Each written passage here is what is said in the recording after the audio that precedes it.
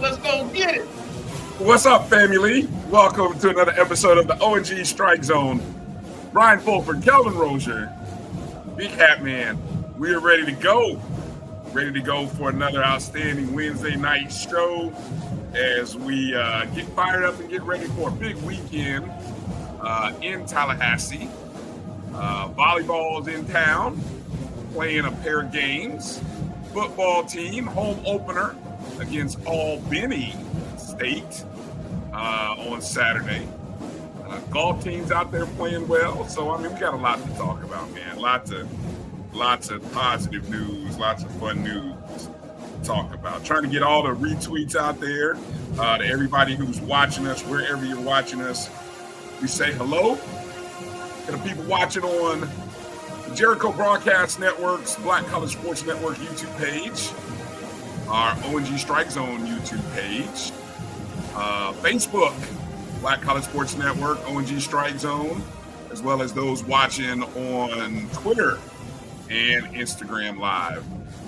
Thank you for coming in, locking in with us tonight. ONG Strike Zone. Soon to be, I guess we'll have Marcus Green at some point joining the show. So we got a loaded guest lineup. Yeah, he's on his way. He's on his way. All right. He's talking about he might be a couple of minutes late. Might. All right. Hit the thumbs up and the like button. Get in early wherever you are, and however you follow the show, please make sure to hit the subscribe button. You know, because you want to get the notifications wherever you're watching. So, Kelvin, what's good, man? What's new? What's up with you? Man, I feel like a movie star. Because I'm the man sitting next to the man, sitting next to the goddamn man. Congratulations, my brother. The new play-by-play voice of the Rattler Sports Network for football, man. Well-deserved, man. Looking forward to it. Yeah, there it is. I was hesitant on if I was going to do it, but I gotta appreciate send it out. Appreciate Vaughn Wilson and the Eddie Jackson 220 Quarterback Club and the Rattler Sports Network. So yeah, your boy's gonna get an opportunity to sit next to a legend.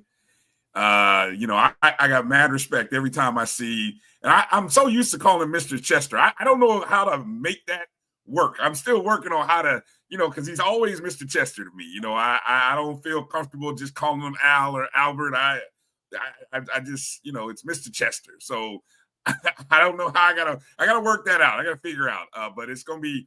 I'm very honored, humbled, blessed, excited to have a chance to sit next to a legend and talk about Rattler football for 3.5 hours. Or hopefully less, hopefully not longer, and share with Rattler Nation the game that's going on. I'm really excited about that. Let me bring in Marcus Green because Marcus is in. Hold on, let me switch the banner since we got Marcus. Marcus, how you doing, man? What's good, brother? Oh, good. Congratulations. Still trying to work on some things here, but everything's going good. It's all good, man. Brian, it's all good. Yeah. Inquiry minds want to know. The people want to know. I'm speaking for the people. Uh-oh. What year was that picture?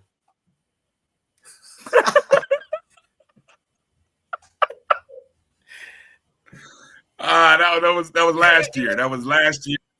the beginning of the school year last year. You know, okay, all right. I'm gonna let you get away with that one. Hold on. Now, I'm not gonna call. I'm not gonna call you a liar. I'm not gonna do it. Oh no! I got verifiable proof because my coach was there. You know what my coach gives me crap about? He gives me crap about the fact that I'm wearing a sport coat. Do you notice that, right? Yeah. In all of my other school photos, I'm never wearing a sport coat. I'm always wearing a polo. And I wore the coat because, you know, as my first year teaching AP, you know, I'm teaching high school, you know, man, I was really excited to get the call up to the majors. You know what I'm saying? And yeah, but he gives me crap. He's always like, "Oh, you Professor Fulford this year, huh? No longer just Coach Fulford or Mr. You Professor Fulford." I said, man, stop it. Hey, y'all don't believe him. That was Bryan when he was a freshman in high school. Man, look. Hey, the other question. Where your earrings? Make me show that picture. Huh? Where your earring at? I don't wear the earrings to school. You know, look, we done relaxed a lot of things at school, but when they start letting the boys wear earrings, then I will put my earrings in on the school day. But I try to set a positive example. Look at you. I'm so proud. Stop. Hey, we famous now. We famous. We done made it, mama. I call my mama. Stop it. Too much. Yeah. So anyway, I appreciate it. I see all you guys in the chats. Thank you for the congratulations, well wishes. Really excited about the opportunity. I will say what's fat, you know, I remember sitting in my dorms, you know, in the fall when FAMU would go on the road, right? And listen to FAMU football games on the radio. You know, Keith Miles would call those games, you know, and they would go to Southern and they would go up to Howard and they go to all these places. And I always grew up a fan of radio. So, you know, I always enjoyed listening to the call, you know, from Keith Miles. And, you know, I always sat in the room thinking, man, how great would it be if one day, you know, I ever got an opportunity to call a FAMU football game, you know, for the Rattler Sports Network. You know what I'm saying? And I got a chance to work with Dexter Martin when he was, running the Rattler Sports Network and putting it all over the state. And so, yeah, I'm excited about the opportunity to kind of, you know, be that kid again who used to sit in the dorms and listen to games. And hopefully, you know, somebody will enjoy the broadcast while they're sitting in their dorm room. And maybe one day that young man or woman might be inspired him or herself to want to get into sports broadcasting. So there it is, full circle moment. So we got Rattlers taking over the play-by-play all over. Hey, well, I mean, you know. And make sure that you're giving the score and how much time is on the clock, please. Yes. That is excuse me. That is one of the things of radio. Now, I will admit, I even most recently, just 2 weeks ago, I did the audio broadcast of, you know, you were there with me when we did the Orange Blossom Classic. And that's the one thing that I had to kind of quickly remember, because I'm so used to doing TV where there is usually a clock and a score graphic and people can see it. And so, yes, you have to, when you do radio, you do have to remember it's an audio. So it's an audio medium. So you do have to reset that clock, and you have to reset a lot of things and give people that imagination of and the direction, you know, the good old the old pros I used to listen to, going left or right on your radio dial, you know, that kind of thing. You know, I don't know. You know, I don't know if people listen on their radio dial, but people can imagine sitting wherever they're sitting and watching the action going left to right, right? Because that's how we watch a football game, going left to right. So that whole thing, you know, that's sort of broadcast 101 stuff that the guys I used to grew up listening to, that's the stuff they did. So, you know, I haven't figured out how to do the whole, you know, Brent Musburger was one of my things. I grew up the "You Are Looking Live," that thing he used to say. I don't know how to make that work on radio. You are listening live. I don't know. I haven't figured it out yet, but I will figure it out. Who knows? I won't try to get too fancy in game one. Keep it simple. Keep it simple and like I said, try to get out the way, man. I got Albert Chester Senior, the legend. I'm there to call the plays and set him up. That's the way I look at it. So we'll see. There you go. All right. Well, coming up on tonight's show, full show tonight, as we've got a loaded guest lineup, which is in part of the reason why we kind of pivoted to doing our Monday review show. So coming up on tonight's show, full group. We got Marvin Green joining us, coming up at the bottom of the hour. Marvin serves as the major gift officer for athletics and the Marching 100. He's also I believe the executive director is the title for the FAMU Sports Hall of Fame. So we get a chance to talk to him about two different unique things going on. Then at the top of hour 2, our softball coach Brittany Beal, comes back to the show. We love Coach Beall, and fall ball is not too far away. They just released the softball schedule. We'll talk a lot. Softball's doing a lot of big things. Yeah. They got the merch store. They got, the schedules coming out, and they, fundraising. Camps. Don't let me forget that. Camps. Yeah. Coach Beall, she's everywhere. She's getting it done, putting the program, taking it to the next level, and so we love that. And then at the bottom of hour 2, our good friend of the show, although I think this is her debut appearance, but she is a friend of the program. She's a friend of yours, friend of mine, Coach Darlene Moore, Dr. Darlene Moore. I don't know. We'll go with Dr. Coach Darlene Moore. I think maybe that's the official run of the titles. But she will be joining us as Coach is, I believe she's the senior women's administrator, Texas Wesleyan, I believe it is. No, Kentucky. Nope. Kentucky Wesleyan. Yeah. Okay. Kentucky Wesleyan. Thank you. But of course, she won quite a few championships leading our track and field programs when we were in the MEAC. And then, of course, she did some administrative work over at Albany State. Her alma mater. Yeah, I was gonna say her alma mater. So was a big reason Quinn is at Albany. Yeah. So we'll get a chance to talk with her. Be excited to bring her on the show for one of many reasons. So yeah, looking forward to this show tonight. Let me just add real quick. I got the big hat on. I got the orange one I'm wearing to the game on Saturday. But I got the big hat on because this hat came from Albany. Shout out to Sam Gilbert, who is in the Albany area. And he provided these.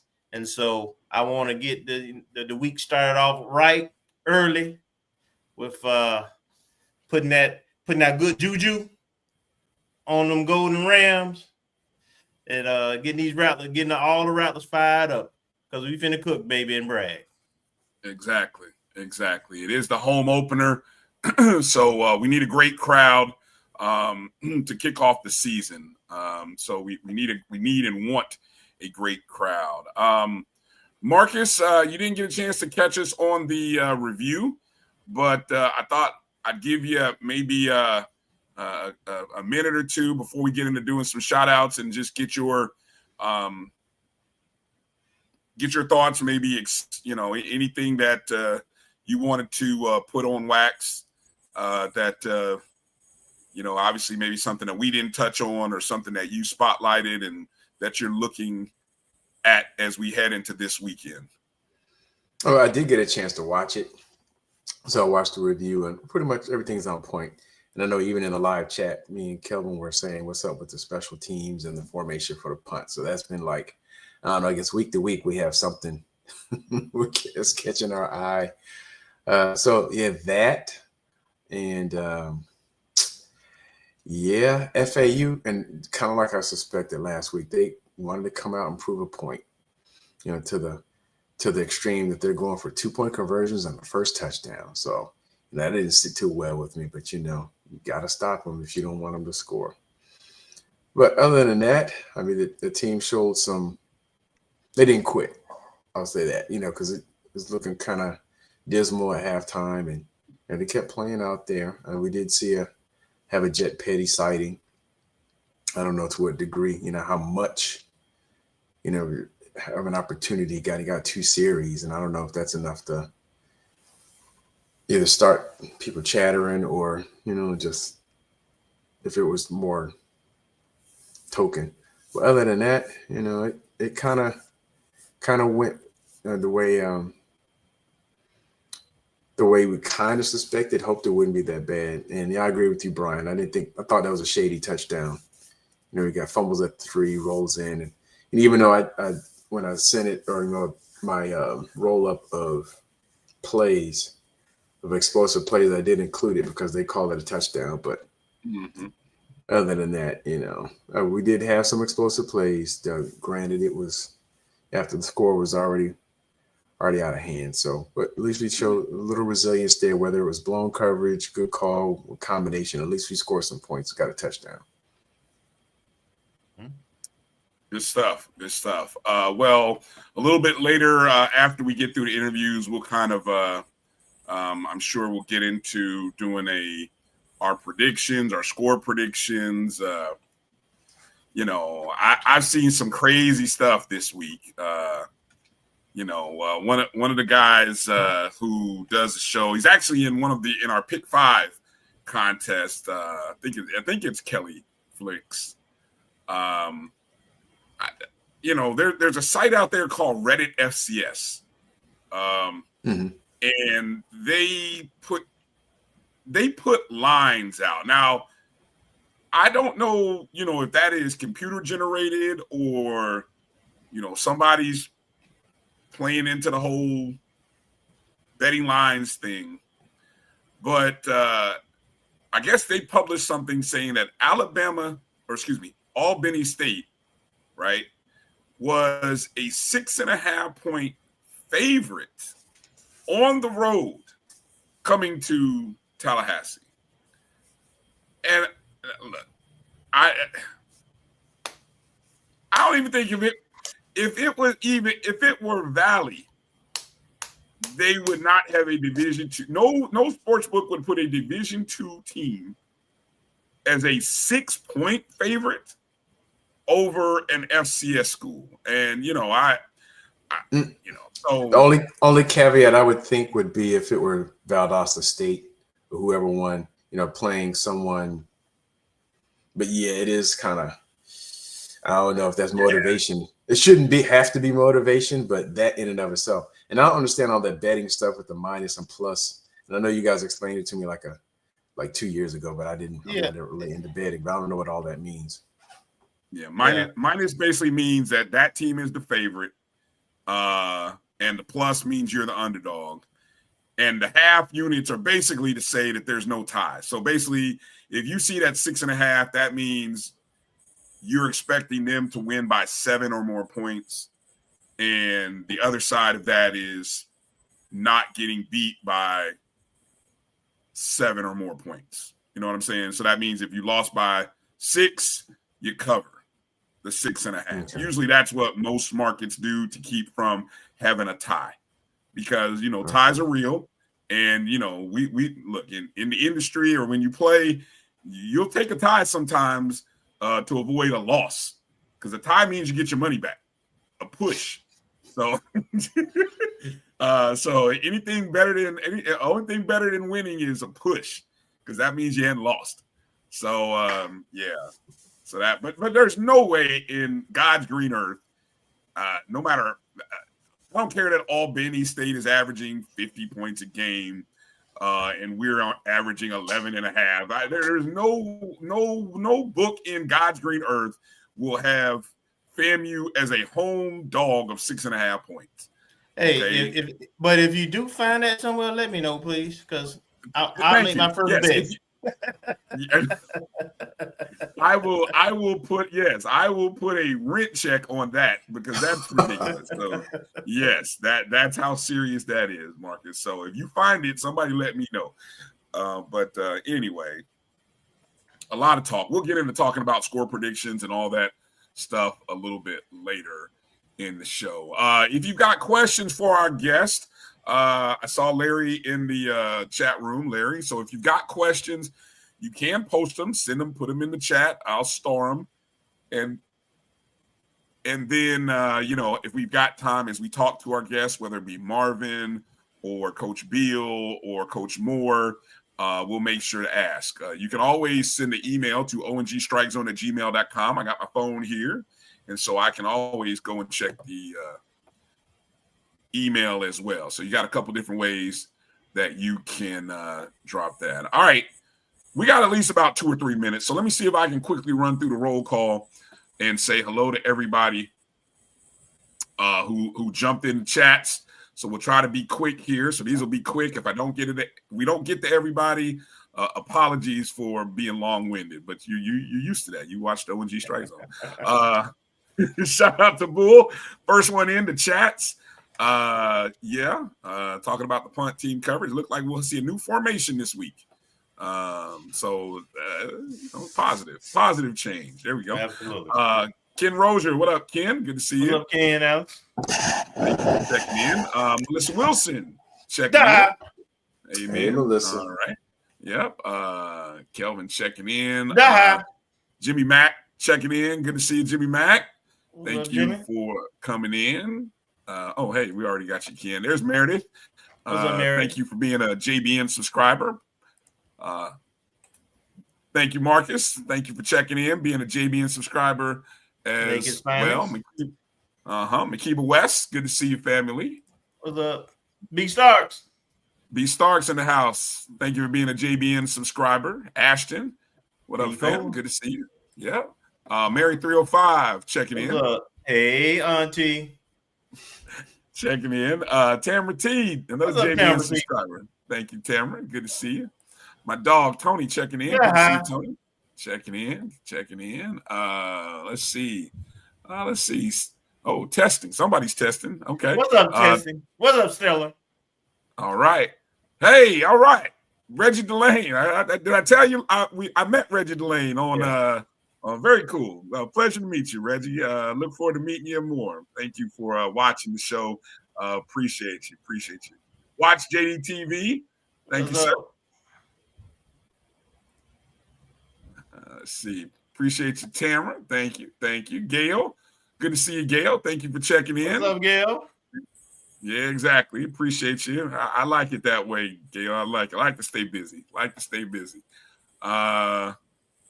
Thank you. Jimmy, Demetra, thank you for checking in. Dog. Let's see. I'll just say Adrian. What? Don't skip nobody now. Look, I'm gonna skip people. I got the button. I can skip people if I want. I can say hello to you and skip you. You can't skip the high. Huh? I didn't. Who did I skip? Did I skip anybody? The high? Yeah, you ain't skipping yet. Who? But I wanted you to put his message on there too. Who? Let me see. Let me know when I see it. Oh, I saw you. Oh yeah. What up, Adrian? What up, Theron? Appreciate you guys for coming in. Keith checking in. Good to see you, Keith. What's up, cuz? Appreciate you always. Ezekiel Love checking in. Good to see you. What's up, Zeke? Let's see. Who else do I got here? Let's see. A couple Tiger fans checking in. Well, we always y'all checking in early, trying to see what we all about, huh? Okay. Welcome. Jeffrey Carroll, Southbound 3000. A couple of Jackson State supporters always coming in. Troy White. All right. Thank you, Troy. Checking in. Fat mouth. Appreciate you. Oh man. I wonder if Troy would put an eyebrow bet on that 6.5 points.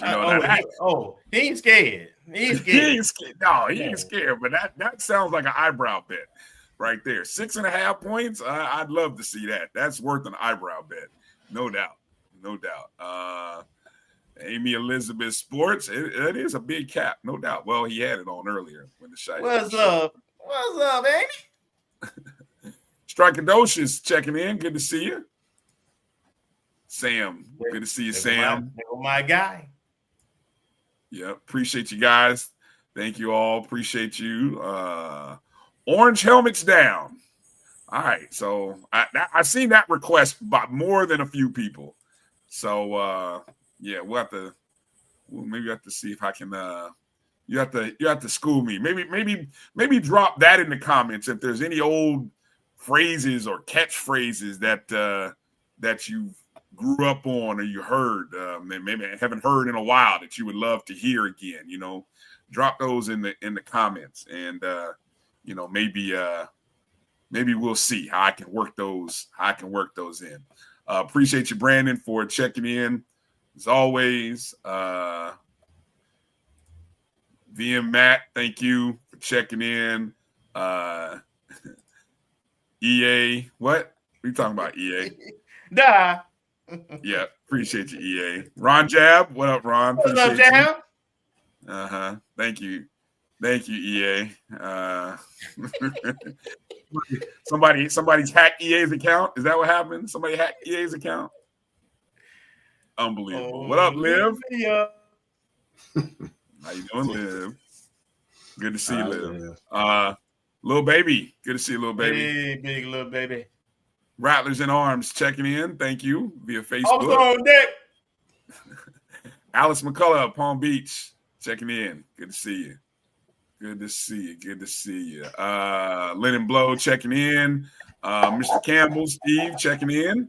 What's up, Appreciate Steve? you. Yes, indeed. Shout out to Kofi. Definitely. The true voice. I'm just a guy on the mic trying to keep the mic. Road Dog checking in. What's up, Road Dog? Yeah. Good stuff. Yeah, that was a thing about Brent. I didn't know it at the time, Road Dog. Not until I understood what Brent was doing did I understand. If you know, you know. Chuck Hunt. What up, Chuck? Nashville, Tennessee. Monroe, Louisiana. Oh, okay. And yes, a reminder, Larry, we are taking questions. So if you got questions, go ahead and get those questions in. There we go. One last shot. See, I had to get Gerald in because Gerald wanted to take shots. You want to get shots in at you, Marcus. So I saw that earlier. Since y'all made me throw EA's comments up there, I had to go ahead and get you, Marcus. I had to get you. All right. I can't go through any more shout outs. I'm gonna go back through the chats and kind of see what else is out there. But we got to take our first break because our guest is waiting. First guest for tonight is going to be Marvin Green. So we look forward to talking to him in just a moment. Drop any questions that you have in the chats, and we'll talk to Mr. Green, Brother Green, here on the other side. You're watching the O&G Strike Zone right here on the Black College Sports Network. We'll be back in just a moment. Get ready for the inaugural Unity Classic, Saturday, September 13th at Nathaniel Glover Community Field and Stadium. It's a clash of the Virginia Union Panthers of the CIAA and the Edward Waters Tigers of the SIAC. Plus, an HBCU band battle between the Edward Waters Triple Threat Marching Band and the Virginia Union Ambassadors of Sound. The inaugural Unity Classic goes down in Duval. This is Brian Fulford. AD Drew and I are co-hosts of the BCSN Sports Wrap. We talk about all things related to HBCU athletics. From the games, teams, coaches, and fan interest stories, we cover it all. You can find our shows on Facebook at BCSN Sports Wrap, YouTube at MyJBN Online, and everywhere you listen to podcasts like Anchor, Spotify, Google, and Apple Podcasts. You can also find the show on the Jericho Broadcast Network's app. Make sure to download. We look forward to you joining the conversation and being a part of the show. For over 30 years, HBCU Image has been more than just an apparel store. We've been a movement, a statement, a legacy. We celebrate the pride, the purpose, and the culture that make historically black colleges and universities legendary. HBCU Image, a Kenny T's company. This is the Dean of the College of HBCU Sports, Kenyatta Cavill of Dr. Cavill's Inside the HBCU Sports Lab with Mike Washington and Charles Bishop. Come mix it up in the lab where the course lecture is in session every Tuesday from 6 o'clock p.m. Central Standard Time on Facebook Live, YouTube Spreaker, or the BCSN app, as we discuss all things about the HBCU sports culture, including exploring the week that was in the sporting HBCU diaspora, as well as the upcoming week of HBCU sports. With me, the Dean, the College of HBCU Sports, on Dr. Cavill's Inside the HBCU Sports Lab with Mike Washington and Charles Bishop. Course lecture dismissed. ESPN Events presents Red Lobster Band of the Year, a title reserved for elite HBCU marching bands. A season-long competition that culminates in Atlanta on Friday, December 12th. Drum majors, percussion, drill, auxiliaries, musicality. All aspects will be examined by the toughest judges in the world of college bands. 4 will qualify for the big stage, where national champions will be crowned. Follow us on social media for rankings updates throughout the season. And join us in Atlanta on December 12th for event and ticket information. Visit bandoftheyear.com.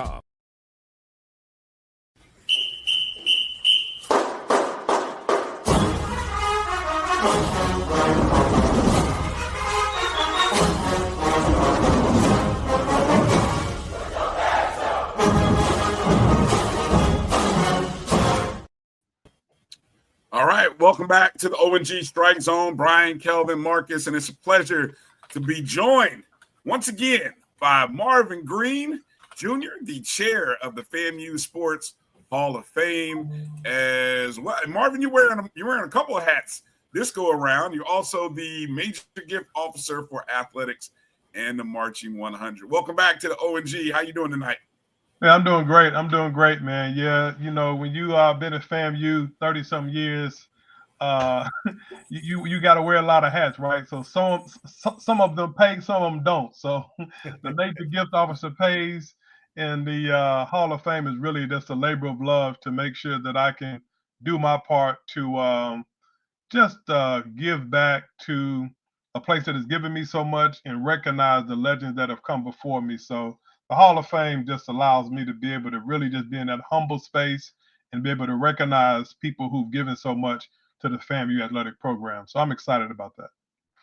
All right. I've got the link that you sent, so I'm going to put the link. Let me make sure to read the release, right? The Florida A&M University Sports Hall of Fame will hold its annual enshrinement ceremony on Friday, September 26th at 7 p.m. I believe that's the Alabama State football game weekend, correct? You're exactly right. In Gaither Gym. All right.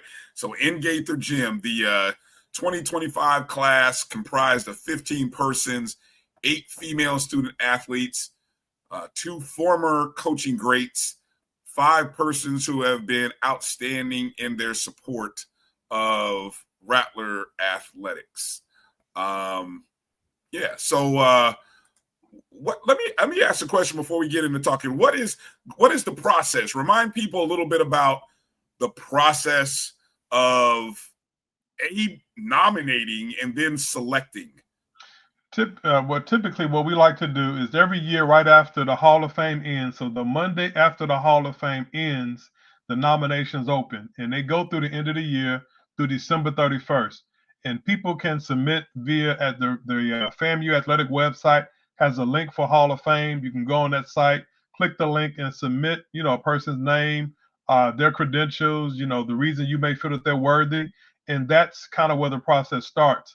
And so, obviously, people who are a little bit more recent, it's easy to try to match those things up as far as what you say about the person and what we can find out about the person to be true. A lot of people who had great careers may not have had Hall of Fame careers. When we talk about our supporters, the supporters and the contributors, those things are easy to look up as well. I won't say the number we look for, but we look for very high 5-figure contributions as a contributor to the athletic program. And typically as a supporter, you're talking about 10 plus years of giving to the department in some sort of way where if you did not do what you did, the program would have taken a hit. Like we would have missed you, right? And so when you think about the people who going in this year as supporters, they fit that category. Jackie Perkins, one of the first African-American female athletic trainers. You got Michael Smith, who stood in several times to be our interim athletic director and really held the department in the road, held the ship in the road during those years. And of course, last but not least, is Van Wilson, who for 30 years tirelessly gave as a volunteer, to the department, at various games, right? Football games, basketball games, keeping statistics, all the things, like I say, that people sometimes, take for granted. And I say it this way, this is the type of thing that if this person doesn't show up, you'll miss them, right? So it's the thing that it's a thankless job, but if these people didn't show up and do what they did, we would have definitely missed them. So just in that particular space. So that's how that process goes. Let me finish up. So typically at the beginning of the year, the Hall of Fame Sports Committee gets together. There are 11 of us who get together, and we start mulling through those names, trying to match credentials with the information that we got, and we kind of get that list down. And then eventually you have to go in with a 75 or 80% of the vote. My mind is slipping right now, but it's a pretty high standard. You only can probably lose 1 or 2 people out of 3 people at the most, out of that group I just named, out of that number I named. So typically when people make it through the cut, they really made it through the cut. So that's kind of how the process goes. And we like to make our announcement April, May of every year, and kind of get this thing pushing. So we are where we are. I just thank Coach Stooks, Coach Colonel Rollins, Coach Lane, Dr. Ramsey, and Alvin Hollins for doing what they did for all the years that they did it, so that someone like me could come along and continue to try to hold it together. And so I'm just one person on this committee. This is a committee of people who do this as volunteers and just try to make sure that we represent the best of FAMU athletics. Nice. Go ahead, Kelvin. So, Marvin, I think the next logical question is, are tickets still available for the event? And if so, how can people purchase them? Yeah, he actually read on that link. That actually is the purchasing link. So if that link can be put somewhere, that actually takes you to the site to purchase tickets. Tickets are $100. Of course, food is a little higher and things cost a little more this year. So we went up just a little bit. And we want to be able to give back a little something to the department. This typically has not been a fundraising initiative, right? And we're not trying to go over the top to do that, because what happens this time of year, you have so many people having events, you start competing, right? So, and I personally don't believe in that. That's probably another story for another day. But the Rattler Boosters just had their kickoff event. Of course, we're having this event. So this is about recognizing Rattler legends and being able to give a token back to the athletic department, when and where we can. But of course, obviously in my new role, my mind is changing a little bit. My mind is tweaking things a little bit where, we'll continue to expand it. But here we try to keep our expenses relatively low. And then, of course, the money we bring in covers, most of our costs. So. Okay. All right. Go ahead, Marcus. Good afternoon or good evening, Marvin. Thanks for joining on the show. Thank you. Actually, I wanted to ask a little bit about the new role. I guess the role that you've been anointed in, I guess within the last, it's been sooner than a year, I guess within the last 6 months or so, in terms of fundraising. Could you elaborate on it a little bit? And if any aspects of it, potential or current, relate to the changing landscape in college football, or actually NCAA sports as it relates to NIL and things of that nature, or they're 2 separate issues? Oh, man, that's a good question. First of all, I am glad to be a part of the university advancement team, currently under the leadership of Dr. Brandy Tatum Frederick. This role was created by our foundation board of directors last year. So I'll talk about the creation of the role first and foremost. Every year at the end of the year, the athletic department in the past typically comes to the foundation board and they're, kind of trying to fill some gaps, right? And that could be anywhere from $300,000 to $750,000 sometimes, where they're trying to fill the gaps and things that they need. Of course, our band at different times have needed things to travel or to do the things that they need to do. And so the foundation board decided we need to create a position and have somebody trying to secure these funds throughout the year. So instead of waiting to the end of the year to try to come and kind of make up for what didn't happen, let's try to have somebody focusing on that throughout the year. And that's how the position came about. So this started last year for me, actually. I thought we were going to be able to move some things along through the interview process last year. Got delayed a little bit, and so eventually things worked out, when they work out. That's just God's timing. But I think the ironic thing is that being able to, being familiar with the current leadership in athletics, the current leadership in the band, my years of experience as a coach, my years of experience as an athletic administrator, it allows me to wear all of those hats and go out to Rattler Nation and go out to other people and start talking about the good things that our student athletes are doing each and every day, that our band members are doing each and every day, and get people who understand why it's beneficial to partner with us, right? Because that's what it's about. You're trying to show yourself. We talk about FAMU as a brand, but when you're a good brand, when you're a positive brand, you want to show why people should partner with you. And so that's kind of where we've been and what we're doing. And so as the major gift officer, the major gift part of it says you're supposed to solicit people who have the ability to give $25,000 or more at a time. So that's typically my target audience. But I told them early on, if you all are waiting for me to bring in just $25,000 gifts only, I'm going to be out of a job in 8 months, right? 6, 7 months. So, because there's a lot of people who can do 1,000, who can do 5,000, who can push a little bit and do 10,000.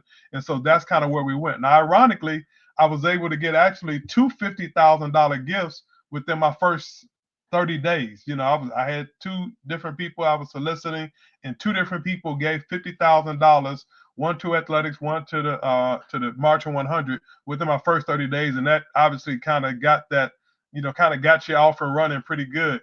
But, as things level off and you try to put a plan together, you want to become more comprehensive in your approach. So obviously we go out, we're doing something now called Rattler Roundups, similar to what we call the Strike Tour in the past.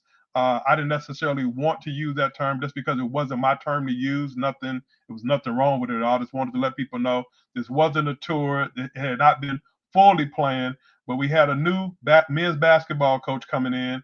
We had a women's basketball coach that obviously has a heck of a personality. We had Coach Cozy, who was ready to get on the road and go talk to people. So we went to Atlanta, went to Jacksonville, went to Tampa. We're going to Chicago next weekend.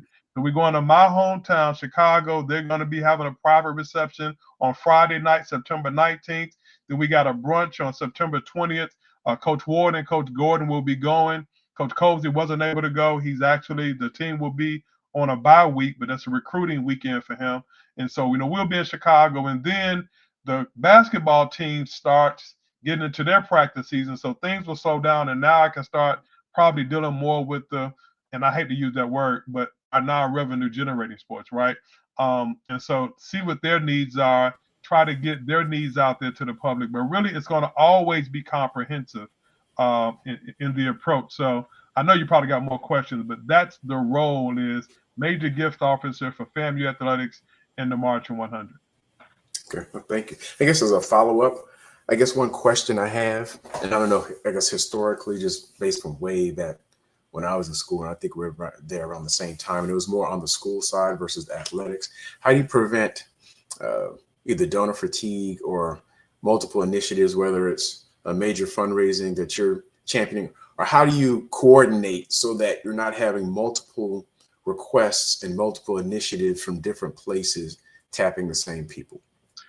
First of all, that's a good question as well. I mean, yeah, you guys are sharp. First of all, what we have to do, we have to get behind the fact that this position is doing what it's doing, and it's meant to galvanize that support collectively, right? You got to have as Brandy Tatum says all the time, you got to have one band, one sound. So there should be one band, one sound leading the charge out. And that's tough, right? Because fortunately, I've been married for 30 years. Fortunately, I have a young lady who I know who started something called 10 for 10. And it was a great idea, novel idea. I think she did over about $600,000. But if I hear one more person tell me, if 500 people give $25 and if 1,000 people give $35, so what happens is that's how those can. It's almost like people just sit at home on their calculator and say, "Oh, this is the number. This is the magic number." But you have to have one, not one voice. I don't mean like I'm the voice. I'm just saying you got to have one message. And I always use Clemson University. Clemson University has something called IPTE. I pay 10 a year. Started almost 80 years ago, and it's their foundation. It's their foundational fundraising campaign about giving $10 a year. Now, granted, a lot of their donors give more than 10 a year, but IPTE, it encompasses everything else. So one of the things we're trying to do is started with the band, and I'm going to let it out a little bit tonight. It's called Beyond the Uniform. So one of the things I was doing when I was talking to Dr. Chipman early on was, what are you trying to raise money for, Shelby? It can't just be about the trips. People feel like the band should go everywhere anyway, so you just can't pay for travel. He started talking about scholarships. He started talking about, how he wanted his students to have scholarships and things like that. So when we started talking about that, Shelby said, we got to start talking about these students outside of their uniform. Who are they going to become? Who are they every single day? Because that's what people can attach themselves to. If I'm a business major, if I'm a business graduate, if I'm a journalism graduate, I relate to a band member because I can relate to you sitting in that classroom. So what happens is that concept starts saying, guess what? At an HBCU, we should think of all of our athletes like that. Beyond the uniform. So I think I know the Beyond the Uniform is definitely going to be a big band initiative because we're focusing on that one. But the more we talk through it, I think it's going to also leak over into athletics because that's what we need to see them. Coach Ward is doing something very unique with his deals that he wants to get for his student athletes. He not only wants them to get just traditional NIL deals, a part of what he wants to get them to do is have internships that complement the NIL part, right? And you asked about that earlier. I didn't answer it. So it's not that I'm not focusing on NIL, but it's almost like you got two different things, two bailiwicks, right? You got to take care of athletics, scholarships, and operations. That's kind of the wheelhouse that you kind of work within. Then you got the special request list of the coaches, right?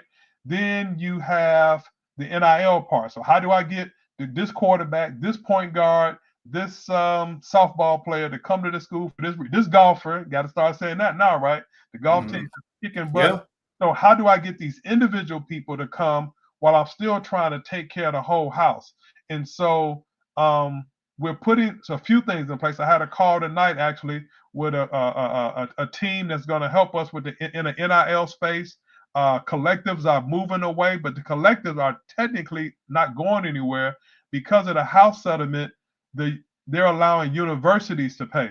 So this $25 million of revenue that universities can use to pay players, guess what? We don't have a $25 million pot, but we still have to find a way to take care of the right players who will eventually go to Alabama State or Prairie View A&M or those schools, right? So it's like you have to find the balance, but my whole point is you have to get the message out there that this is the person doing it, and we have to get behind that, because one of the things we have to do ultimately, and I don't know, I've never been, it's not controversial, but I just think I think our Rattler Boosters, I think our 220 Club, I think our Rattler F Club, we have to find a way to consolidate, because when you walk into those rooms, you see some of the same faces. So I'm giving $100 here, $50 there, and I'm giving $200 here. That $500 could have went a lot further under whatever umbrella that we're trying to move towards, right? And so, and to me, that's not a knock against those organizations. Those people have toiled for a long time. When you look at the leadership over those organizations, it's a shame that when people like myself, I walk in a room, Kelvin Rozier walks in a room, we're the youngest people in those rooms. That can't be the case anymore. So it's time for us, the 50-year-olds. It's time for us to get some of these 40-year-old people involved, but we have to speak their language in order to get them involved. And that's hopefully what I can do, is kind of bring those generations together. That's the beauty of being in a place a long time and familiar with different aspects of your generational folks is that you can let everybody know we're not trying to step on your feet. It's not a thing where you have to be defensive. But I'm telling you right now, if we don't give Selvin Cobb, Colonel Joe, the rest and the accolades that they deserve, Curtis Taylor, Vaughn Wilson stepped in for Eddie Jackson. You think about that. Think about the people I just named, and you look at, how long they've been doing what they've been doing, and he's like, well, what's the succession plan? And there isn't one. And that's showing you that we could be potentially dying if we don't get that together. So that's why you look at people. I know your next question might be, you have to start looking at the people like your Rick Kinseys, right? Who have these new ideas. How can we get people like Rattler in Arms, Rick Kinsey, Maurice Pickett, Brother Stubbs, Keith, to maybe adopt teams? To me, I think that's one of the strategies I have is have some of small pockets who can adopt teams. So now this whole non-revenue generating sports, I'm looking at the numbers. I'm telling you right now, you go to some of these small teams foundation accounts, oh boy, they got some money in those foundation accounts because they have the kind of people supporting them. Our women's tennis team, I'm telling you all without telling you, they actually got some people behind them. And so we can start getting pockets of Rattlers behind them. That helps so that we can then concentrate on the big picture. Put football, men's basketball, women's basketball out there and let them go get the big money, the corporate dollars, because that's what showcases the program, right? That's what people typically can connect to and relate to. You said the initiative, Marvin, was beyond the uniform, correct?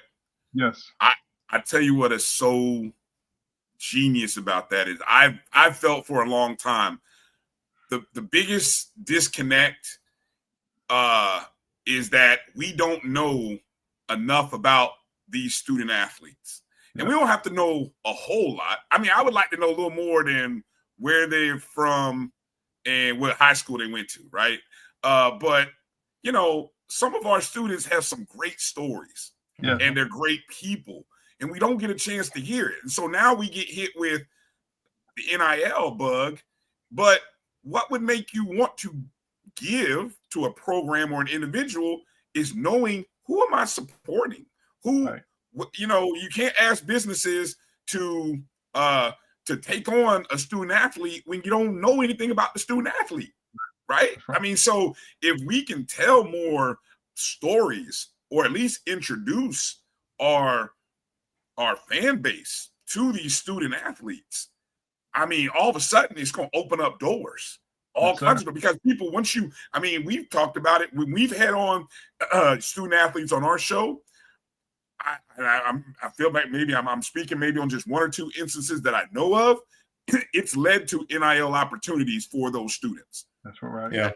And so I'm not saying we got to talk to everybody, but the more that we talk to, the more you open up the door to these opportunities, to not just the program and the individuals as well. So I love that idea and initiative. I can't wait to see that blossom, and I do hope it bleeds over into athletics as well.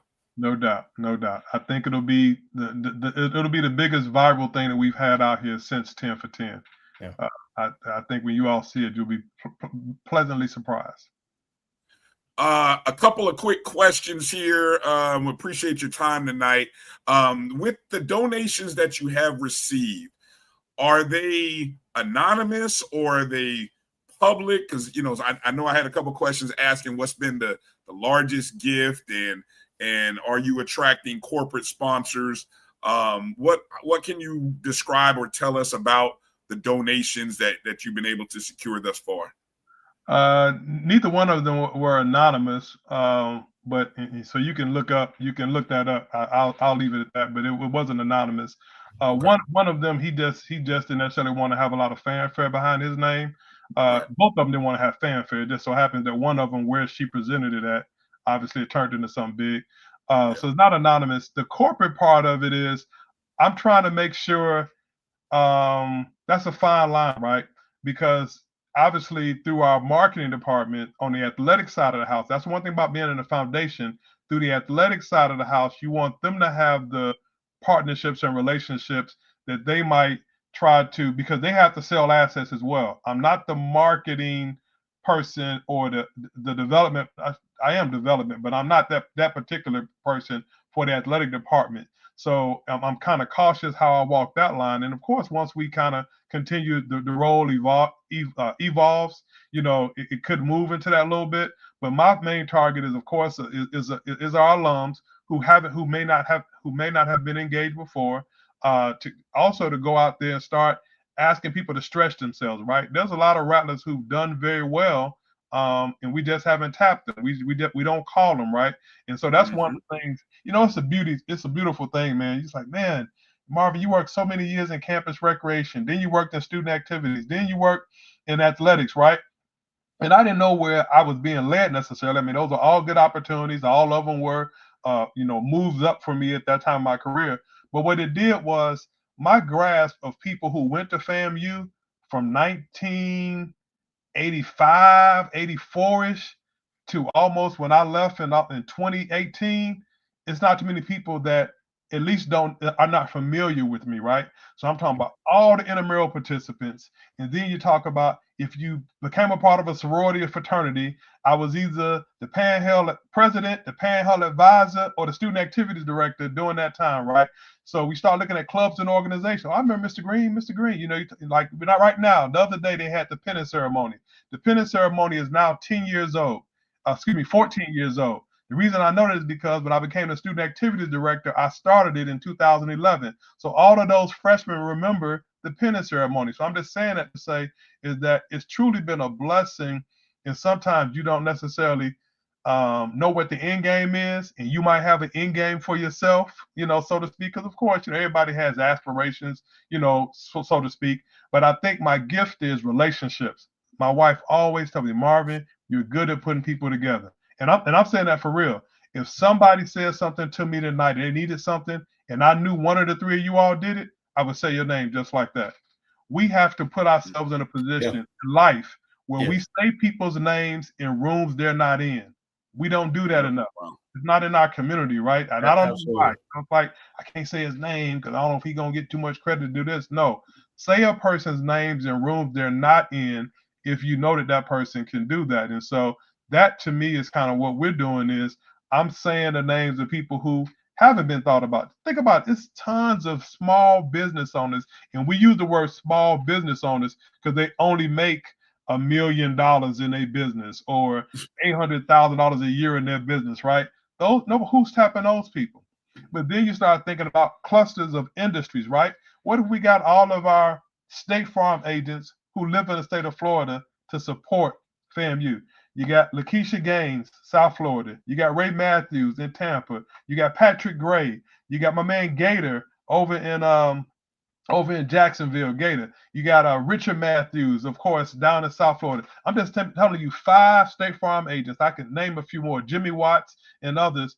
Well, guess what? These people are doing pretty well. So what if we put insurance agencies in a cluster to support different programs, right? So now you go and get your pharmaceutical sales. Who are the people? Because here's what you do, right? If you start telling Rattler Nation, these are the insurance agencies or the agents that support FAMU Athletics, guess what? That's how you get the reciprocal effect of, that's what I need to do business with. So it's not always just about having a logo on a billboard at the game. You start saying these are the people who putting the money where their mouth is, and they're helping us build our programs the right way through these various relationships. Real estate agents, right? I mean, we have a ton of people. I could just keep going down different industries. And so these are the things you're working on. But when you come in, you hit the ground running, you're kind of trying to find your space. And so I think once I kind of find my space, I'm, probably doing my 100-day plan as well, right? And, just kind of making this thing happen, man. And I hope that I can be around for the long haul to see this thing take off the right way, and give our student athletes and our band members what they deserve. But more importantly, what Rattler Nation says it wants, right? Because you only can be as good as how much you put into it. So when we watch these games on TV and you watching the University of Texas and Ohio States and you keep wondering why we ain't got that, I guess what? There's a whole lot of people who ain't getting caught up in what happened 2 weeks ago, determine whether they're going to give money or not. They still giving money, and then you're able to make demands because you've given money. It don't work the other way around. I'm gonna give money once. I'm gonna give money once you listen to me. No, you got to give, then they'll listen to you, right? That's how it works. Yeah. Great. Kelvin, give you a chance to get the last question in here with Marvin while we got him. Marvin, you've done a great job of articulating some thoughts, and my question centered around everything that you've covered over the last 15, 20 minutes. First, let me say, I understand the challenge of stepping into a role that didn't exist and doing the groundwork that you're doing, and I applaud you for that. We've got to continue to develop that. So my question centered around, though, and you kind of talked about it, once you get your feet wet, it centers around, my question centered around programming. Okay. Right. So how do you come up with initiatives that between your foundation, between athletic marketing and the AD, and I love your idea about all those groups at some point restructuring into executive leadership so that everybody dances to the same sheet of music. Because I understand the challenge that as well as the inquiries and the demands and all the ideas. And you're only one person, right? Right. And so you got to focus in and do what you can and establish a relationship. But just kind of talk about your approach to building this thing and growing it to something of not of the past, but taking the past and incorporating what the future needs to be. I think one of the best ways to describe it is to say, a person is best known by what they've done, right? And I would say two things that I'm proud of that I did in other roles was you see something and then you tweak it, and then you get buy-in at the same time. One of those things was the FAMU homecoming parade. We had an issue with the parade being downtown. We had an issue with Frenchtown. We had an issue with the route for the parade. They wanted to move us from downtown, from Frenchtown. Then we were coming down Monroe Street. And then eventually I was like, why not bring it on campus? You have vendors on campus all the time. You're trying to get people to come to campus early. We had this thing called the StrikeZone, and we were moving from the president's house, trying to bring that to the practice football field. So my point was one idea to bring the parade to the campus, because now we're in the heart of the community as well. And it was nothing against Frenchtown, right? Frenchtown's businesses were, kind of going away. They were getting smaller. We were almost starting the parade, leaving Frenchtown from the beginning of it, right? We weren't there but 3 minutes and we were gone, right? Coming up Tennessee Street, coming to campus. So I would say that was one. Number two was nobody saw what could happen. I see somebody in the comments talking about the Funk Fest, right? The Funk Fest that we brought to town in 16 and 17 had never been to a city our size and on a college campus. So we brought all of those artists to campus the Friday before, because here's the deal. When you give people entertainment, when you give people a reason to come, then guess what? A lot of times the dollars become a part of that. See, it's our job as university advancement is what we call cultivate you. We solicit you, we cultivate you, then we steward you, right? But the cultivation process is I got to bring you into something and I got to court you a little bit. Kelvin, what are you interested in? Marcus, Brian, what are you interested in? We got to start having those conversations. So I say that to say that doing the same thing, there's a potential, there is an event that'll be happening on the basketball team. I won't say what it is, but you'll hear about it soon. With the basketball team, it's going to coincide with the same night as something else. My idea was, well, this happening on that night, this happening on that night. Why not see if we can bring them together? Again, now we got a meeting tomorrow at 2:00 to talk about possibly bringing them together. So to be honest with you, Kelvin, I think it goes back to when you have the relationships and you come to people, people can say, I at least can listen to you because I trust that you're not trying to do me any harm in what your suggestion is. And then I have to be willing to listen and say, okay, what are the things you're scared of? How do we make you not scared of those things? And then try to have something that's a win for everybody. Because to you all's point, we can't continue to be segmented, because our community at this time, and more than anything else, has to come together, has to work together and become bigger and better and grow and grow and grow. And so, like I said, I'm just excited because I think one of the best skill sets that I've ever had was bringing people together and being able to talk to people about raising money. And so, sometimes you might think it's going to come with another title. This was the title that it was meant to come in. And I'm glad to be here. I'm glad to support, like I said. I know very well the athletic leadership. I know very well the band leadership. Been knowing them for years, and I'm excited to be a part of helping them do what they're doing to take us to another level. Awesome. Good stuff. All right, Marvin, again, we appreciate your time this evening. Want to remind Rattler Nation, Friday, September 26th, 7 p.m. You said in Gaither Gymnasium, correct? Yes, Gaither Gymnasium, 7 p.m., September 26th. All right. I will, once again, just in case anybody missed the link on how to purchase, we'll put that out there. We'll also make sure to tweet it out from our Twitter feed at ONG StrikeZone. It's $100 entry, but it's a great opportunity to come in, be around legends, to see. And once again, let me put the names up here real quick. Do that, please. We gotta make sure.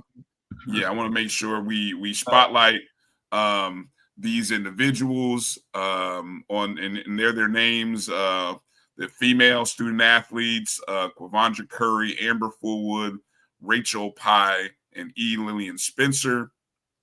The men, Wayne Barber, Jomo Cousins, Carlos Odom, and Philip Sylvester. Coaches, Willie Booker, Jorge Olavis, men's basketball and swimming. And then, of course, the contributor and supporters, Roy Moore, Maurice Pickett, Jacqueline Perkins, Michael Smith, and Van Wilson. And guys, I know you're about to go, and I know y'all hitting a timeline. The Amber Fullwood is a great example. Amber Fullwood was going into the FAMU Sports Hall of Fame.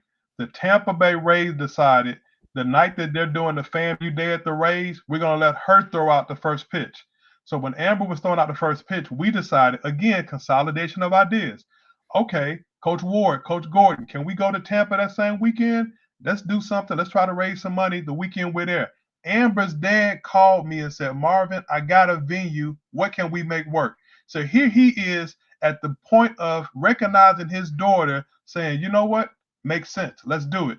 Well, by the time we talked to the Rays, and the Rays knew that Coach Ward, Heisman Trophy winner, and Coach Gordon, former Olympian, were going to be in town. Next thing you know, they're giving the lineups at the start of that game that they played that night, in Tampa. So they became the honorary captains of a game. Amber's throwing out the first pitch. FAMU was in the stands with the Rays hat on, all because you think outside the box and says, how can we do more together than separate? Perfect example. Yeah. Good stuff. Again, so it's the Alabama State football weekend. So we already know that's going to be a great weekend. It's going to be a great crowd. It's going to be a huge game. First game of the conference SWAC season. Every reason to be in. You're going to be in folks. You're going to be in Tallahassee anyway. You need to be in Tallahassee every home. I mean, it's a hell of a home schedule. So after this weekend, you're going to be there in 2 weekends. Get on over to the FAMU Sports Hall of Fame. Go ahead and make that donation. Add that to your itinerary of things to do on that evening, and we look forward to seeing you there that Friday night, September 26th, 7 p.m. Marvin, any other plugs or any other ways that people can connect with you or connect with the FAMU Sports Hall of Fame? Go ahead and give those plugs. Well, I'm just Marvin.Green Jr. at FAMU.edu. I don't have all these @ stuff yet. I got to get all my @ I apologize for that, guy. But Marvin.Green Jr. at FAMU.edu. Rattlers have a ton of ideas. I'm not opposed to people sharing ideas with me, and let's make it happen. So thank you all so much for your time. I'm humbled, and I'm glad to be a part of the Rattler family in this way. Thank you, all Marvin. right. Thank you, Marvin. Thank you, Marvin. Coming up on the other side after the break, we're going to bring in our Women's Sports Coach of the Year, none other than our head softball coach, Coach Britney Beal, right on the other side of this break. You're watching the ONG Strike Zone right here on the Black College Sports Network. We'll be back in just a moment. For over 30 years, HBCU Image has been more than just an apparel store. We've been a movement, a statement, a legacy. We celebrate the pride, the purpose, and the culture that make historically black colleges and universities legendary. HBCU Image, a Kenny T's company. ESPN Events presents Red Lobster Band of the Year, a title reserved for elite HBCU marching bands. A season-long competition that culminates in Atlanta on Friday, December 12th. Drum majors, percussion, drill, auxiliaries, musicality. All aspects will be examined by the toughest judges in the world of college bands. 4 will qualify for the big stage, where national champions will be crowned. Follow us on social media for rankings updates throughout the season. And join us in Atlanta on December 12th. For event and ticket information, visit bandoftheyear.com. The human voice has always connected audiences with experiences. Major brands all across America have trusted Kever's voice time and time again. Conversational, powerhouse, intelligent, and sincere. That's the voice you need for your creative marketing process. KEAVERSVOICE.com. Kever's Voice, Kever's Voice, KeversVoice.com. Always on, all the time. The Cuvée Group is a Florida-based marketing and training consulting firm. We help businesses communicate to their target audience and engage them in conversation. We also help to expand their audiences, which will ultimately result in growth for those organizations. In addition to being a certified constant contact specialist, my colleagues and I are also certified in John Maxwell Leadership Principles. We use these proven principles to conduct workshops, training, and private coaching sessions for individuals and companies looking to take things to the next level. Contact us to schedule a free consultation. Issues today, don't delay, call Cuvée. Get ready for the inaugural Unity Classic, Saturday, September 13th at Nathaniel Glover Community Field and Stadium. It's a clash of the Virginia Union Panthers of the CIAA and the Edward Waters Tigers of the SIAC. Plus, an HBCU band battle between the Edward Waters Triple Threat Marching Band and the Virginia Union Ambassadors of Sound. The inaugural Unity Classic goes down in Duval.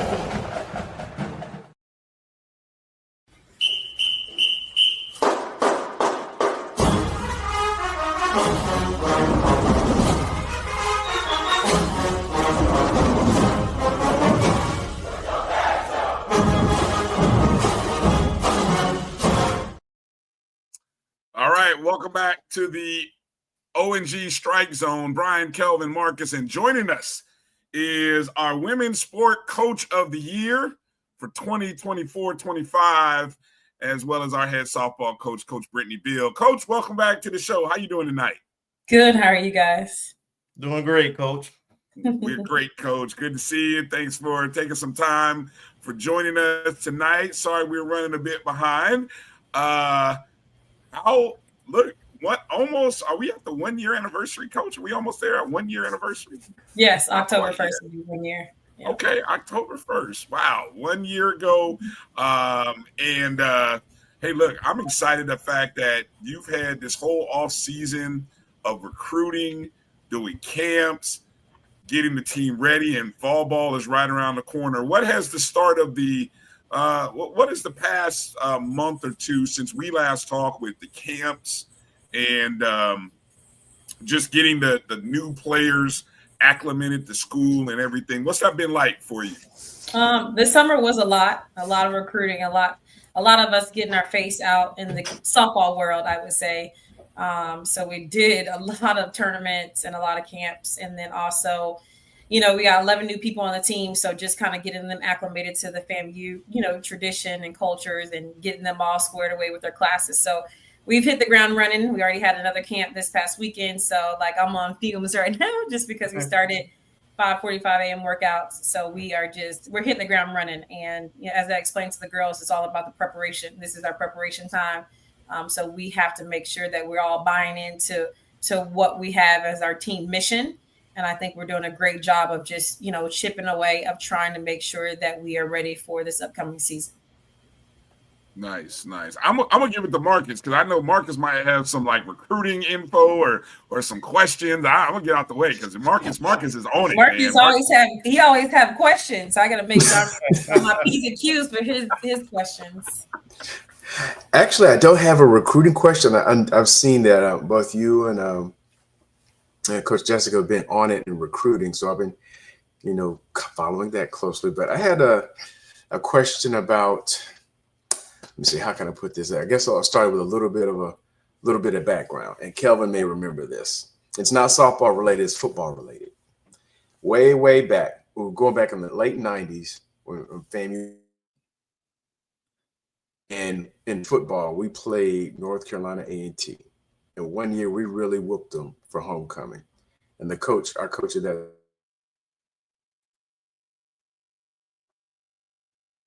Did we lose Marcus? Yeah, I think he faded out on him. It must have been a bad question. Marcus, there you go. You got sniped. Go ahead and reset your question. Yeah, go ahead and restart your question. Yeah, go ahead. Okay, long story short, it's on the football side. So about 25 years ago, we played North A&T. They don't want him to say it. They don't want him to be great. Your internet don't want you to be great tonight, but I tell you. I remember that game too. I think I don't know where he's going, but I remember the game when he's talking about. He's breaking out. I'm gonna come back to Marcus. Kelvin, go ahead with your question, and I'll come back. Go ahead. Well, first of all, Coach, who's doing your social media stuff? Because I see things when you're working out in the morning and when you're at the stadium. I see, the young ladies moving into their dorms. I see, the camps. You got a lot of content going out, and it's great. We follow all of it and we push it out. But who should we be giving kudos to for that? I think it's a combination of, it's a tag team. Some of the things that we're doing, we're sending to, our SID, and then he's posting it up online. And sometimes I think he has some interns doing a few little things. But like I said, in the world of softball, things are changing. And within this generation of kids, the more they see CC or potential student athletes, the more they see things, the more they want to entice of seeing like what's going on at FAMU. So we're trying to make sure that our content is just as our Power Fives, Power Fours. So we want to make sure that we elevate our game and let the world not see everything, but just get a little taste of what we're doing. So sometimes I'll post on my personal, my Twitter or my Instagram, because Jess will do some stuff on hers as well. So we're just trying to really make sure that we highlight what our players are doing on and off the field at all times. Okay, and then my follow-up, Coach, is how are things going thus far? All right, you're into camp now. You just released your schedule for the fall, and just kind of talk about where things are and what is the goal you're trying to accomplish for your team as well as your staff for this fall. So we had a team meeting the other day, and we talked about like, what is our team identity? Every year, every year is going to be different, right? And so we really haven't solidified what our team identity is yet. But we did talk about what our goals are as a team. And they brought up some of their past experiences and how they want to make sure they capitalize on every opportunity that they have this year. So we emphasize being a little bit more intentional within our preparation. So our individuals, and we are trying, I'm going to say we're going to achieve that goal. We want to be the first HBCU within the SWAC to win multiple regional games. So obviously we know to get to that point, you have to win, the SWAC championship, but we want to be that first. We want to make history. And I think everybody in the room, when we had our team meeting, they believe it and they want to achieve it. So we got some really great girls, in addition to the girls that we had on the team last year, that are eager. They're hungry. And we're all on the same page. So to be, as a coach, I couldn't be more proud of the progress that they've only shown with these last 2 weeks. But I'm very, very excited to see how we put everything together. And I mean, this year we got the pitching, we got the catching, we got the hitters, we have the defense, we have the runners. So just putting that all together in cloud of one, is going to be something a sight to see. So if you're not a softball fan, you better jump on because this is something that's going to be epic. And I know that, God has blessed us with a great group of young ladies that are wanting to make sure that they make history. Right. That's what I'm talking about. Let me ask, Coach, does that, what you spoke of, does that also include not just performing well in the SWAC, but also the non-conference? Because that, I'm assuming softball is probably like other sports where your end of the season rating, a lot of that is predicated on how you do in the non-conference. So is that also some of the formula as you even think about scheduling that goes into that mindset? So I think within the SWAC, they only take one automatic bid. Now you have to be a champion.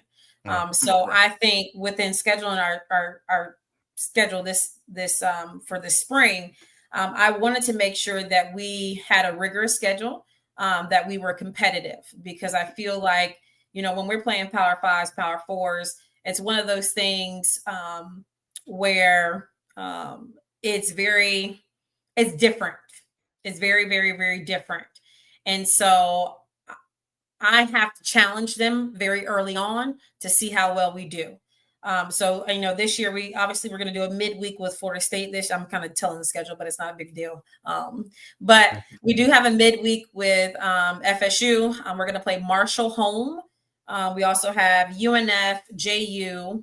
We're going to travel to Auburn for a midweek. And so we got some very early tournaments early on, but I think looking at our schedule, I think is a good combination of Power Fives, P4s, mid majors, and then obviously our SWAC. So I just really think that it's going to put us where we need to be before we get to our SWAC conference games. Gotcha. All right, Marcus, let's give it a try. Let's see if your how your internet wants to cooperate here. I'm going to have to talk fast. I guess, now I have a different question. Maybe I wasn't supposed to ask that one. I noticed from the new players that you brought in, there seems to be a lot of Central Florida ties or my assumption being ties as it relates to your time as a high school coach and people within that area, but also the makeup of the team. I want to say, maybe not the physical stature of the team, but it seems a little bit different than what we've seen in the recent past. And could you speak to that a little bit? Not only the Central Florida connection for a lot of the folks that seem to come in, even some of the folks who are at junior colleges, I think had some roots in Central Florida, played high school, perhaps as competition when you were coaching at Eustis. But also, could you speak to that, but also the overall, I guess, physical makeup of the team and whether the strategy or approach of the team is different? Yeah, so I think this year we are a lot more athletic across the board. So when you talk about, we got Michaela Register that's coming over from University of West Georgia. I mean, she's probably the tallest person we have on the team. So she's probably right about almost 6 foot. And then we also have one girl that's a JUCO transfer that's like probably 5. I would give her 5 foot. So it's just like we're very athletic across the board. When it comes to Central Florida, if they're coming from Central Florida, then I probably have seen them more than one time. So I think that's a little bit more of I would say maybe an advantage, because I haven't just seen them once at a tournament or twice at a tournament. I've seen them probably like over, the course of their softball career. So I think those additions with those JUCO girls from Seminole State, they have a lot of experience, and they're going to push our girls for sure in the outfield. As I've been telling them, I said, I think we got 2 to 3 of every position that are going to push each other, and they understand that, and they're okay with that.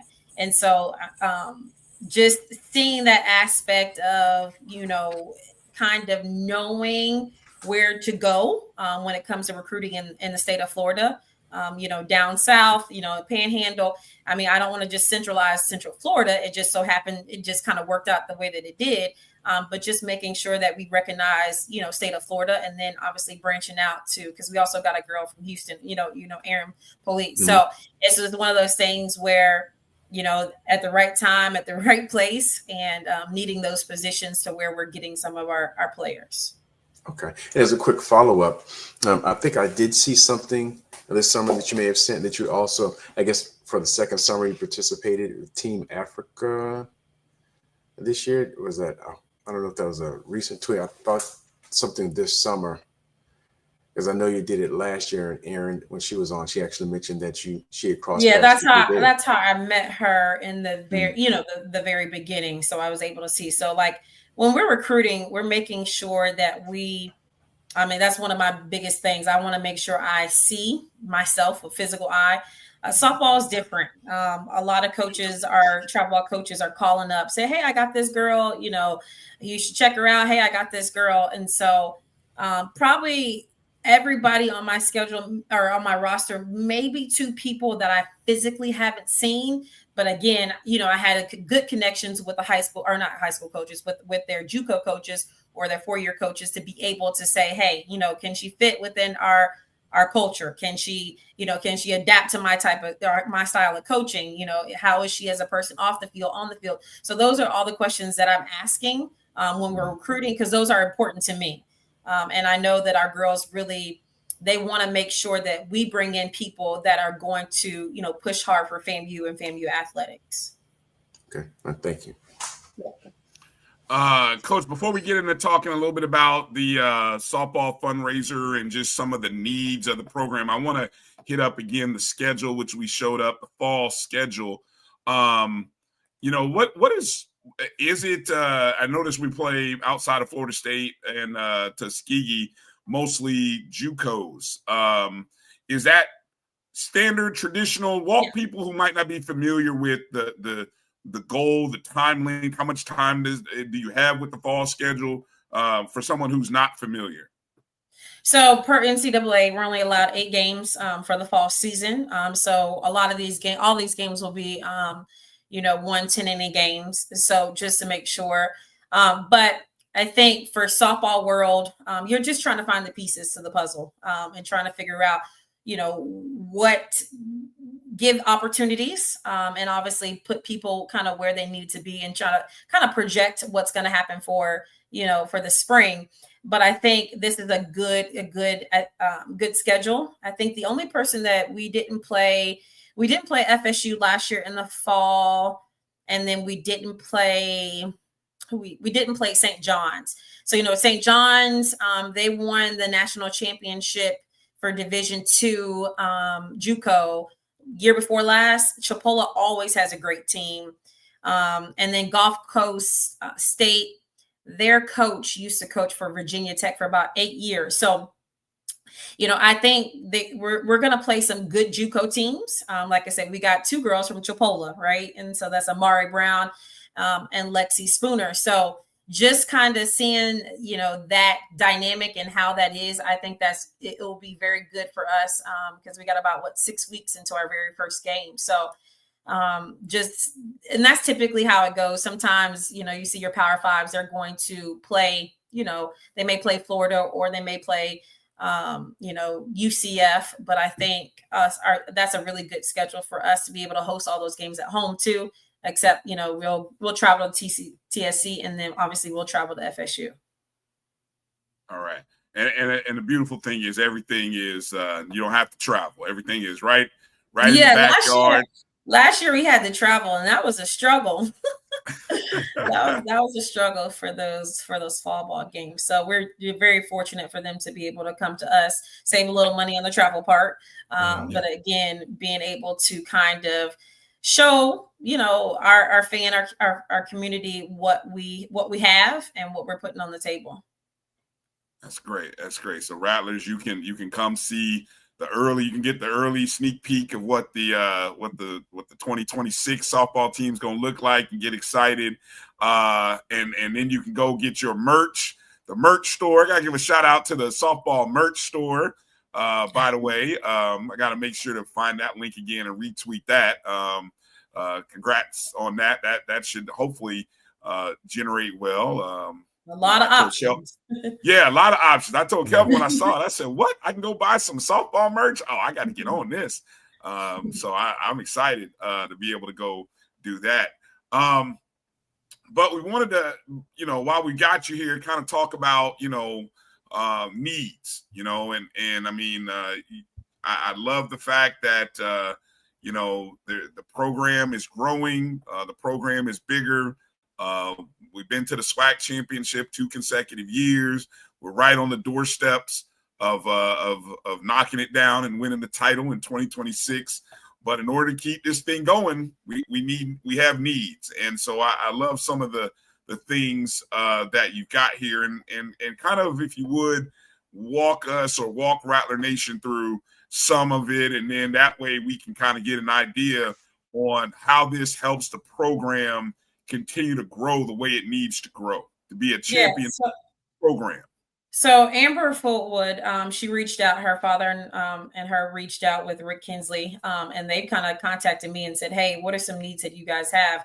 Amber wants to start a foundation specifically for softball. And, as a new coach coming into into this university, it was very hard for me because, I'm kind of coming into this where I really don't know, like who to call, who to talk to. So I think I'm a little bit more reserved because I don't know, who is the biggest donor, who can I reach out to. So I think having this and having them contact me and ask me like, hey, you're an Olympic sport, you don't get that, you don't get those extra funds, but how can we support you and what are some things of your needs? And so I sat down with my assistant coach and we kind of came up with some of the needs that we, that the team needs. And Amber was like, sure, let's go. So I'm very appreciative to her. I know Ira and I have talked previously about trying to figure out what we can do for softball specifically for our girls to feel,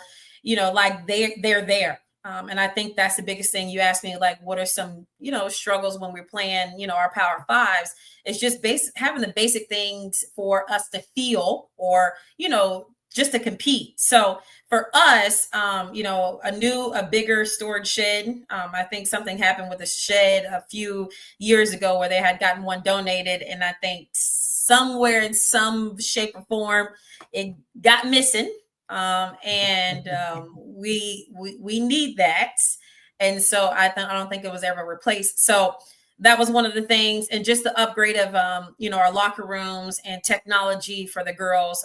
There's all different kind of new technology where we can tell the exit velo and, pitching and just, it's a lot. And I know that, everybody kind of gets, wrapped up into, I know it's football season and, I love football. Like you'll see me at every football game that I possibly can, basketball game, volleyball game. Like I'm a supporter for all.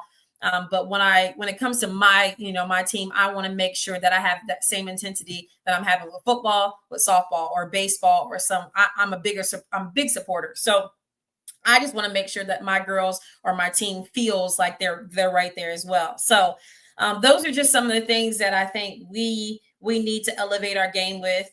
We're getting more equipment day by day and we need somewhere to store it. And so when the storage shed is probably number one on our list as far as that. And then obviously technology, and then obviously traveling, more things for traveling and nutrition and all those things that you hear everybody talk about. It's one of those things where we're a spring sport. So sometimes we kind of fly by the radar, but it's a long season for us. And we just want to make sure that we're taken care of. What's the big number, Coach? What's, for all those things? Big number. Yeah. So the big number is about 25,000. Okay. That's the big number. But Amber and her dad kind of broke it down to where they have, tiers, to where they have a grand slam, third base, second, a double, a single. And so I think it's a really good initiative and I'm excited to see, how this all comes together for her and obviously for our program. Okay. You're looking at that number, huh? I'm trying to find. Look, I'm a horrible that's host very today very doable. That's very doable. Yeah. No, it's very doable. We've done a lot. We know we can do that. I'm just trying to find. and Kelvin, you got to help me out here. I cannot for the life of me. I've seen the info and I've seen the link. Coach, what is it a text number for the donation? I know we've had it's it just before. It's going straight to our foundation. So the 0006. I think Amber has it there where it goes straight directly to our softball account.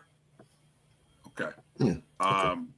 So you can go to the FAMU Foundation, yes, and use the code 0006. Correct. Are they doing anything with that text line? Do we know? Because I know I've seen other programs use that text number, but are we just strictly we want to send people to the foundation site and use the code? Is that where we're? Yes. Okay. All right. So we'll make sure to put that up. I did put in the chats the store, which I noticed it's got which is great, by the way. It closes in 15 days. So you guys, it's been open for about a week or two. You got some time. Don't wait long, right? You can get all your gear. Get your gear now, so that way you're ready to rock it when it starts getting cool, and then definitely you'll have it all broke in by the time the spring season comes along. So I put that link in the chat, and then I'll also post the link for the foundation giving, and we'll make sure to hit that up. And again, the code is 0006. For those of you who keep that FAMU Foundation code, you just keep it on lock and you know what it is. But for everybody else, I'll make sure to get that link and I'll drop that in there. All right. Coach, what else? What else you got for us? Any other breaking news? Any other, you gotta leave us with something, Coach. You left us with a lot, I know. So I'm being greedy here. But I don't know. I mean, other than we're getting football season is coming, so obviously we're getting recruits on campus. So we'll have some this weekend. We'll have a bunch, obviously, for homecoming, but just trying to make sure we put FAMU on the map. That's what we're trying to do, trying to make our alumni proud, make our university proud. So we've been working very tirelessly on just trying to prepare for this fall recruiting season, and then just trying to get ready. It's a lot of good things that I'm hearing across I don't even say state of Florida, but across the U.S. Just of FAMU softball, and I think we're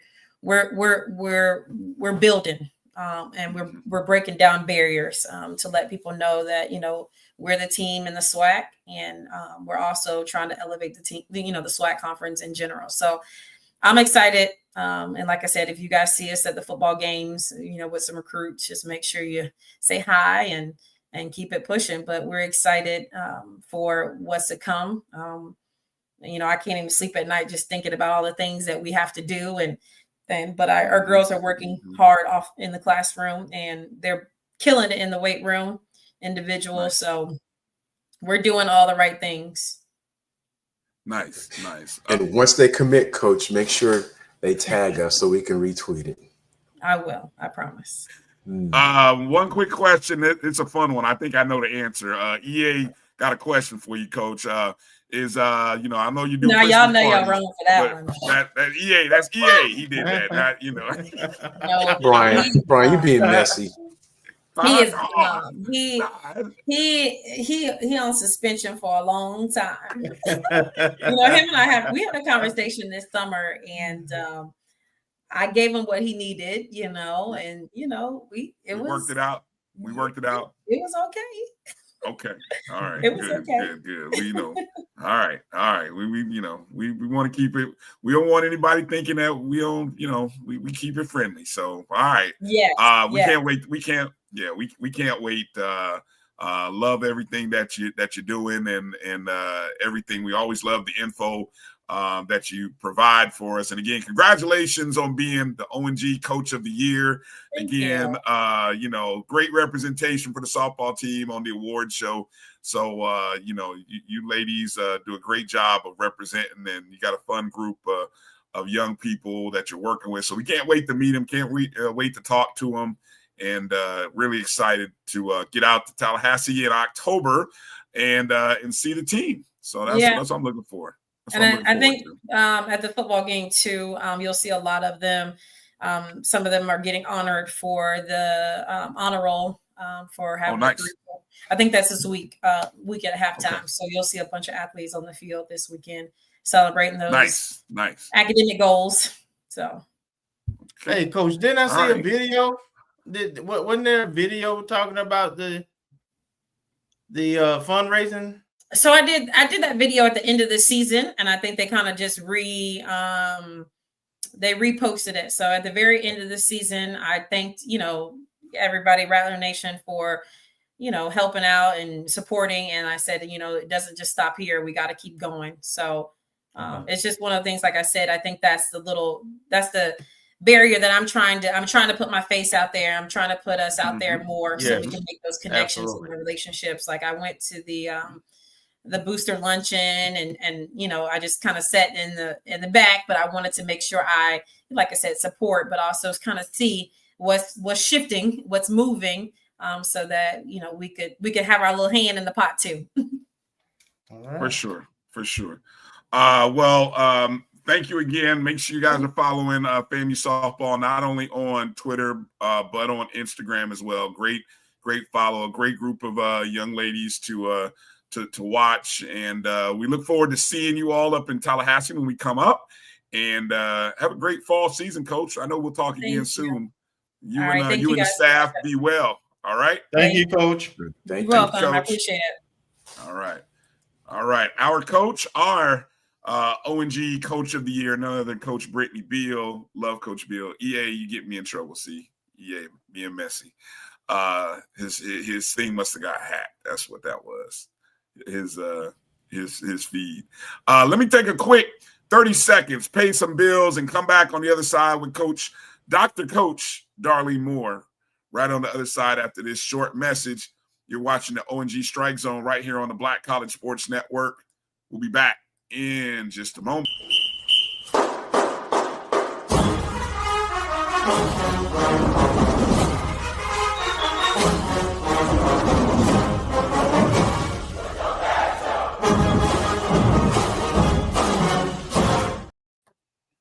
All right, welcome back to the ONG Strike Zone. Bryan, Kelvin, Marcus, and look who it is. Is joining us, a good friend of the program, Dr. Coach Darlene Moore. Coach, how you doing this evening? Good evening. Doing good on this great day. How are you all doing? All right. Coach, Coach, I feel like you're setting us up, Coach. I believe there's a uniform change coming somewhere in this interview. I wouldn't do that to you all. I'm doing great. Looking forward to this weekend, but since I left Florida A&M about 6 years ago, I'm on the athletic administration side. Mm-hmm. So I'm currently the Associate Athletic Director at Kentucky Wesleyan College in Owensboro, Kentucky, and the Senior Women's Administrator. And we are a Division II school, and one thing that we are known here for is our men's basketball team, where we've won about 8 or 9 NCAA Division II championships. Mm-hmm. So we are very, very excited about our basketball team, but we are currently now in the midst of our football program, in which we played University of West Florida last weekend. Okay. And so it was a good game. Unfortunately, we lost, but we put up a valiant effort. The score was 28-7, but it was a lot closer than that score may reveal. Right. What's the transition? And I know you've been in it for a few years now. I think I remember the last time I ran into you. I think you still had that coaching bug. I think you still had that desire to coach. Has making the transition from coaching to administration, has it settled for you, or you still have that coaching bug? What's it like now as an administrator? Well, as an administrator, I work with compliance and sports administration. I oversee a couple of sports, and I've been very advantageous to those coaches because I'm able to help mentor them and guide them and help them to put together and maintain a great program and not to make some of those mistakes that I made um, going through the process of learning.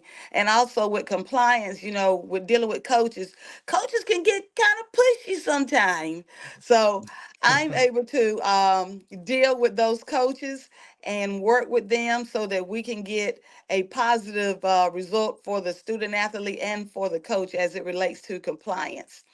I really, really enjoy working with the student athletes and the coaches with compliance because whether it involves, trying to get somebody eligible through a waiver or trying to see how many transfer credits would transfer in, I'm very helpful with that because that coach is down there inside of me. So I want to make sure that those coaches have those student athletes on the field or court ready to go. Ready to go. And and before I throw it over to Kelvin, let me follow up with asking with the landscape of college athletics where transferring has picked up, probably 1,000 times and maybe 5-6 years ago. What does that look like at the Division II level in terms of the challenges that you face, or just in keeping everybody on the same track, making sure students are eligible, and you might have students, I'm sure, coming from Division I or other Division IIs. What's that like at your level these days? Okay, well, one thing, I got out of coaching in 2019. The transfer portal started in October of 2018. And I got out of coaching in the spring of 2019. And so actually I look back, it was great timing because at that time we also had the one-time transfer rule where you could have a free pass to transfer to one school, but then if you transfer again, you had to sit out. Now it's unlimited transfers for Division II. There's no more signing national letter of intents. So there is nothing binding or holding those student athletes to a particular university. So they have a lot of freedom now. And when I was coaching, when you're trying to build a program, you're not trying to build a team, you're trying to build a program that will be sustained over year after year after year. So with the new rules in place, with the house settlement especially, and also Division I has that rule where that if you went to a non-NCAA school, you can compete for a fifth year. So for Division II, we actually lose that athlete because we don't have that rule. So if they went to a junior college a year, instead of them staying here with us, they will go to the Division I school where they would get that fifth year. And also in January, Division II, we will be voting on that rule as well for the fifth year. And I'm hoping, and it looks like it's going to pass. So we're hoping that happens. Nice. Good to know. Go ahead, Kelvin. All right, Coach. You know a little something about this big game coming up this weekend. Yeah, let me loosen up just for a minute. Hold on, just for a second. Hold on. Oh my goodness! I told you she should have set us up, man. I told you well. Wardrobe change. Oh, have mercy. Yeah. Lord Let have me mercy. loosen up. Let me loosen up. So question number one, Coach. Will you be at the game, you and your husband? Yes, we're going to be at the game. We're going to be riding on the bus. We're a member of the Ram Rooters. And we are an organization, a DSO, and our job is we totally support the Albany State University football team at all of their away games. So yes, I will be there. All right, can't wait to see you. You all know you know how to find me. Okay. Yes. Now talk about Albany State has gotten off to a really good start, averaging 50 points a game. Had two really big victories, including one at Kentucky State recently. So how are you all feeling about the team and the matchup? Well, we have our veteran quarterback, Isaiah knows. So has really turned the corner with our offense. And we have some more seniors. We have some great guys that are out there. So we're actually excited. And we are ready for the Rattlers. And you all know I'm in the Hall of Fame. And I really love Florida A&M University. Yeah. But the Rattlers, we are coming to town. And I can already tell you, the Rams, we are coming to town, and we're trying to get out of there with the W. We're trying to get out with the W. And I just want to remind you all, although we played in 2022, we lost, but there was the one victory that we had that year in 1993 where we beat, during that year, we as in Albany State, we beat Florida A&M, Bethune-Cookman, and Alabama A&M that year. Uh-oh, we losing. You can't hear you. Oh, something I happened in the Say what? What? Yeah. We lost the signal there, And Coach. so, What? and Albany, and I was very instrumental in the hiring of Coach Quinn Gray at Albany State University from our ties here at Florida A&M. And so I'm excited to see what he's going to do playing on the field that he's played on, obviously, in the past. So I feel, Rattlers, that it's gonna be like a homecoming. It's going to be like a homecoming game there. And so we have several buses that are coming from Albany State University for the students and for fans. So it's gonna be a big draw.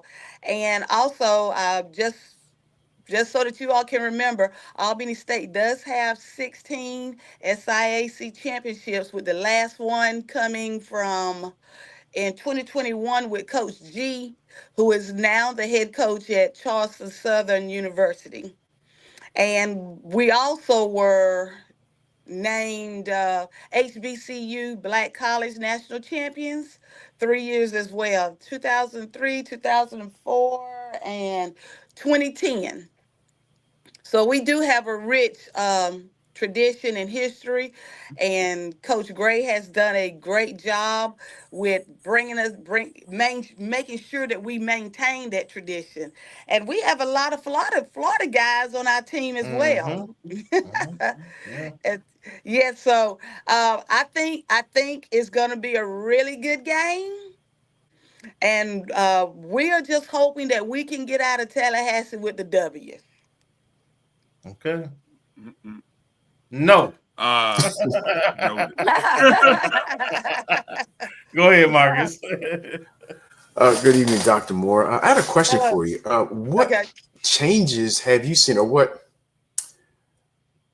since Coach Gray has been there, what changes have you seen in the program that has gotten you to this point? And I guess the second, or maybe a time question, and maybe I missed it earlier, is there a chance for your current university in Albany State to play in, I know you're in different conferences, but Yes. out of conference games in any sports? Have you made those arrangements already, or anything in the works?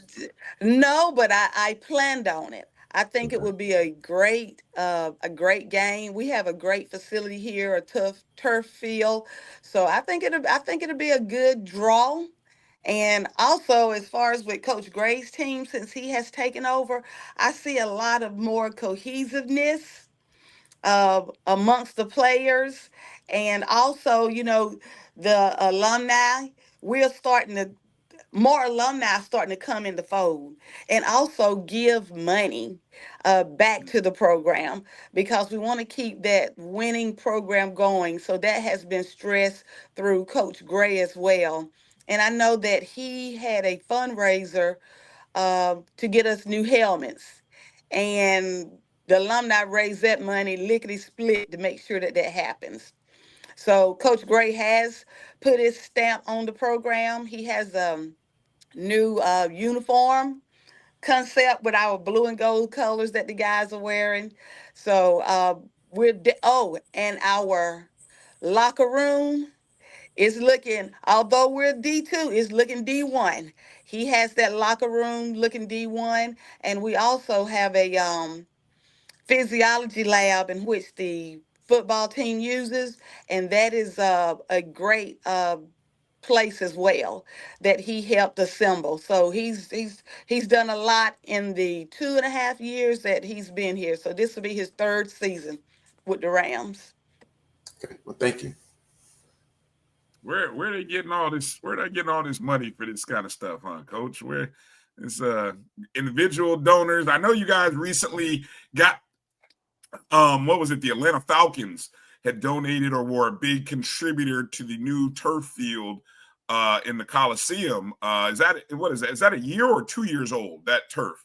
I mean, in terms of it's been in place for like a year. This is our 2nd year playing on it, but also I know I met Coach Cozy actually in Frisco, Texas about. Coach Moore, see you at the tailgate. Okay.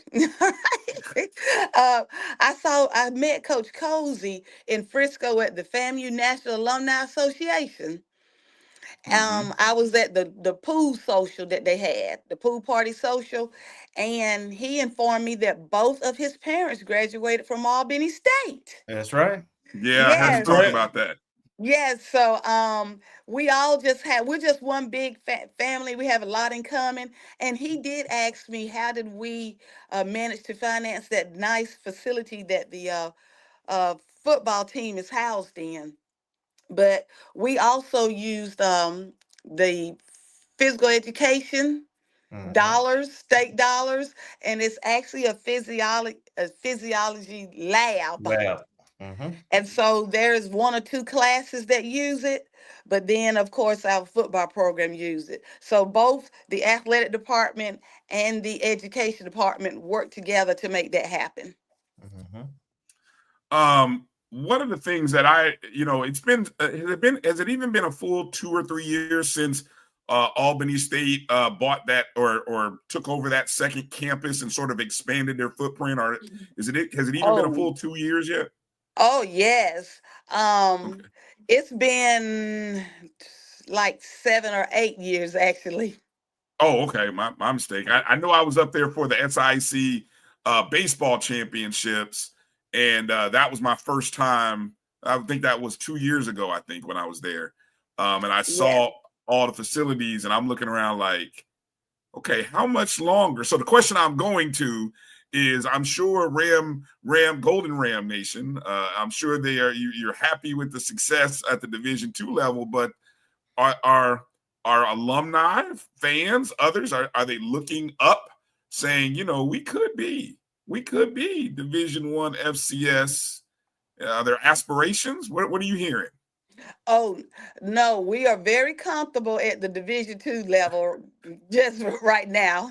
And alumni, we're working hard to get Coach Gray what he needs so that he can go not only just SIC championship, but also let postseason wins. So we want to get him to that level as well. And once we can get it there and it's sustainable, then who knows what's in the works. But as of right now, we want to make sure that we get him where he can compete year in and year out on the conference level and postseason in Division II. All right, guys. Any other questions you got for Coach before we ask her to give us predictions? I know where she's going with it, but we always like to bring on our guests and tell us and give us those predictions and how it's going to happen. So Kelvin, Marcus, any other questions you got for Coach? I got one, Coach. This year's Rams football team has a lot of accolades. They predicted to win their division, as well as I think they're the favorite for the SIAC. They had a lot of first team all SIAC players, particularly on the opposite side of the ball. What do you think their chances are in terms of their conference? Oh, most definitely, Roger. We're looking to contend and play in the SIAC championship. We have great players, including we have Miss D. Cotton. Her son plays on our team, and Okay. he is big time. He is Right. big time. A lot of alumni understand we picked him out during the first game. So Right. our goal is definitely to win the SIC championship and to see how deep we can go in the playoffs this year. Okay. We have the team to do it. All right. And the Uh, score. well, hold on. Before you go score, let us know how. Let us know what it's going to take for the unthinkable for Rattler Nation, but the thinkable for Golden Ram Nation to happen. For Albany State, if you all roll down and get what you hope to get, what is it going to take? How is it going to happen? Well, Brian, it sounds like you want me to give y'all the recipe to what we're Sure. gonna be doing. Nobody watches this show, Coach. Yeah, Nobody's watching us. Nobody's watching us. I can't give you the recipe. I can't give y'all the scouting report. But what I can say is that we've been preparing for this game all week. We've been comparing, and we are so looking forward to it. And I wish that this was an annual game, actually, because it's a good draw, and it's also great for revenue. It's great for revenue. So, but yes, but we're gonna be aggressive. We're gonna be aggressive. See, it's a little too dangerous to be playing every year, Coach. You know, y'all have expectations, and you don't want to just come down here and get a paycheck like most teams. You know, y'all want to actually come down here and win. Well, that's right, Brian. You know, like I told all my teams, do y'all want to be participants or do you want to compete? And so I can tell you, this weekend, the Golden Rams, we're coming to compete in Bragg Stadium. And one other thing, my husband, he said, when I told him I was going to be wearing a blue and gold shirt up under my orange, he was like, Coach, you sure you want to do that? Are you sure? I said, Florida A&M knows the love that I have for them. I said, they know it's all in a good little joke. I said, they know, it's nothing against them. Absolutely. All right. Hold on. I got a message said what is this? Albany bringing down all of Daughtry County down US 319 to Bragg. What type of crowd are we expecting? You think it'll be over 3,000-4,000 that's coming from Albany? Most definitely. Yes, most definitely. Oh, we're coming in that. We're gonna be deep. We stacking them deep. Wow. Look at this. Yes. It's been a long time since we've seen a big contingent of visitors come to Bragg. So this will be interesting.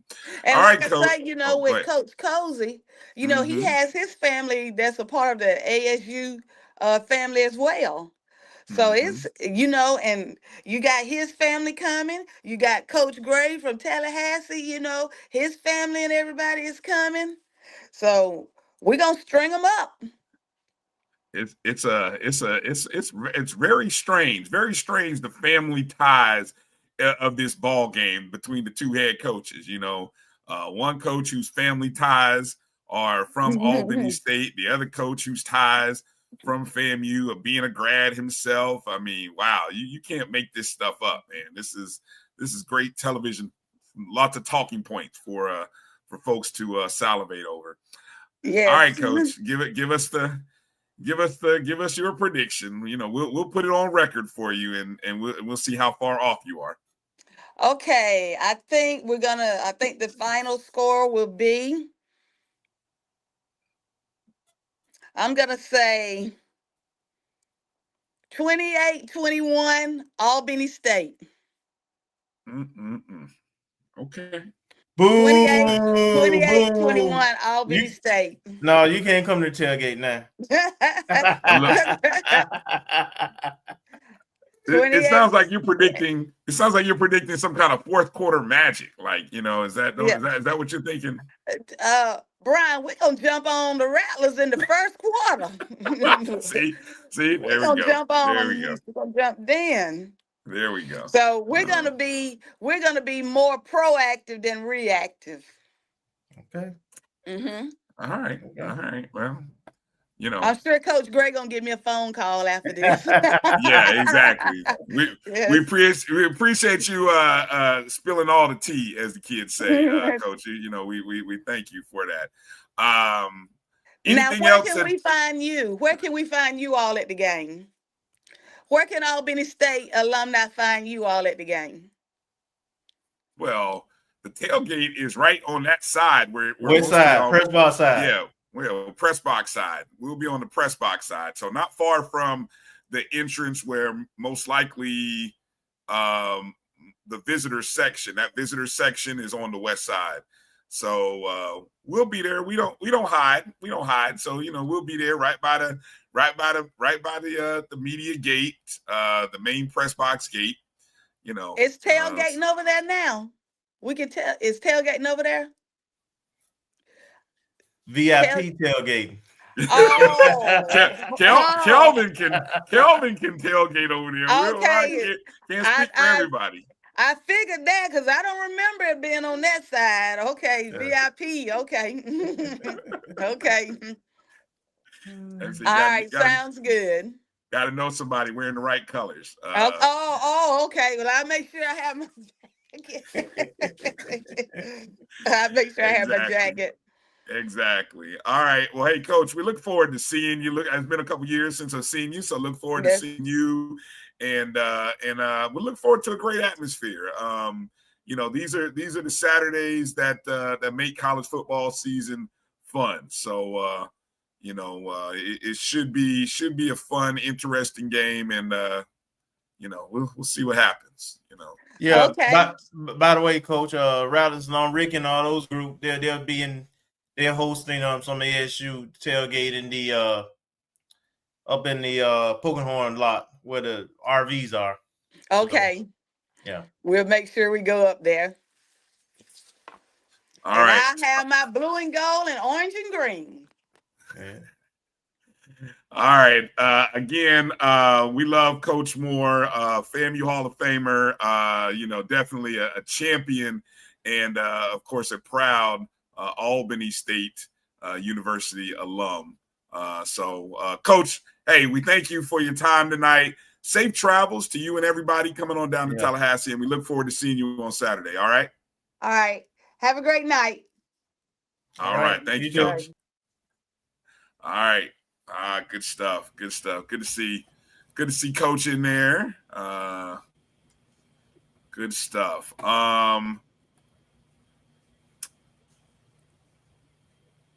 The big bad Golden Rams coming into town.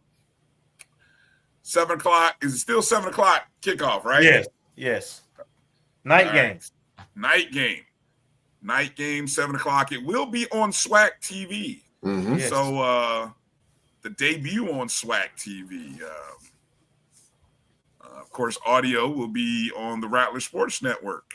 Mm-hmm. You might want to check that out. Might be some familiar voices on the Rattler Sports Network, which also WHBX 96.1 is the flagship station there in Tallahassee, which you can also pick up online. So if you're in the stadium and you got your iHeart app, hey, I'm going to encourage you to plug in and listen to Mr. Chester and myself call the game, maybe try to give you some stats or information as you're watching the game. So that's always a fun way to watch. Obviously we watch the game with our eyes, but sometimes it's good to be able to hear it. So, and if you're traveling around, I don't know who's calling the game for SWAC TV. So maybe I'll know all that information a little bit later. Mm-hmm. But That's a good question. Yeah. Who? What? About who's calling it? How are they staffing that? Are they using school personnel, or they have no, a traveling? They have one game. No, they hire people to do it. Okay. Yeah.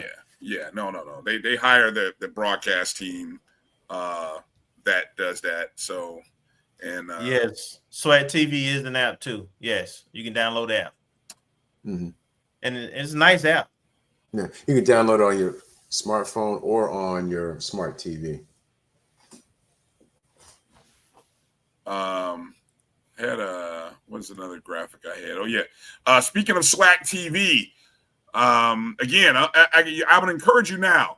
Swag TV, you can get it. It looks great on Roku. Looks great on the Google Play Store. It looks great on Prime, not Prime, but what is it? Amazon Prime. Yep, you can get it on that app. I don't have Apple products, but I hear you can get it on Apple as well. Yep. So any of those. So the reason I'm telling you is because tomorrow night you can watch the volleyball match.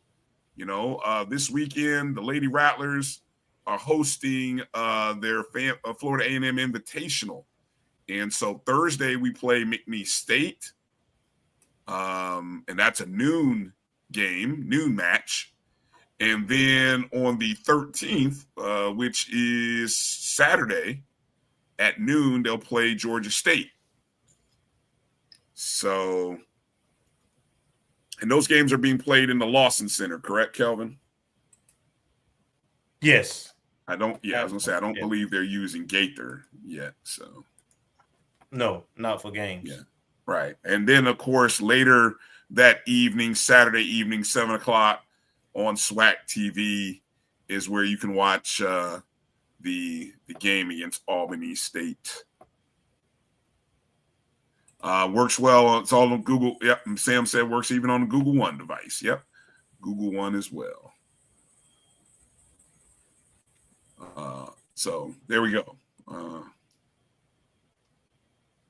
Good stuff. All right. Any other? Let me see. Hold on. Let me go to, before we come back to hit on that game for a second, I want to make sure any other mentions or plugs that we want to mention. I know Mike's got a thing here.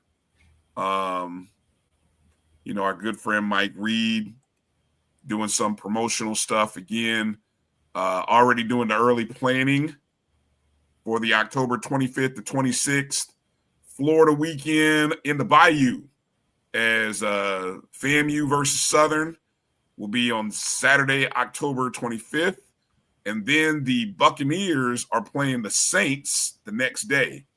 So if you're looking for some travel opportunities and you want to, stay in New Orleans Hotel and Transportation, reach out to Mike Reed, justlookingout.com, 813-240-3116. Should be a good weekend. Should be a good trip. And then, of course, also coming up first weekend in October, the Georgia Football Classic, 4:00 in the Mercedes-Benz Stadium, Mississippi Valley State and FAMU. You can purchase tickets through Mike's code there at the bottom of the screen. I think we have a code too, Kelvin. Kelvin said we had a code. You want to let people know what that code is, Kelvin? Strike. There you go. STRIKE. Right? So yes. We'll – right. So, yeah. Also, the softball link in terms of that fundraising, I see that Rick M have put it into the chat, and I also put it in the private chat. Mm-hmm. So you did copy it in the private chat? Yeah. Yeah, so we'll get it on all our social media pages, and but yes, please go and support the softball team.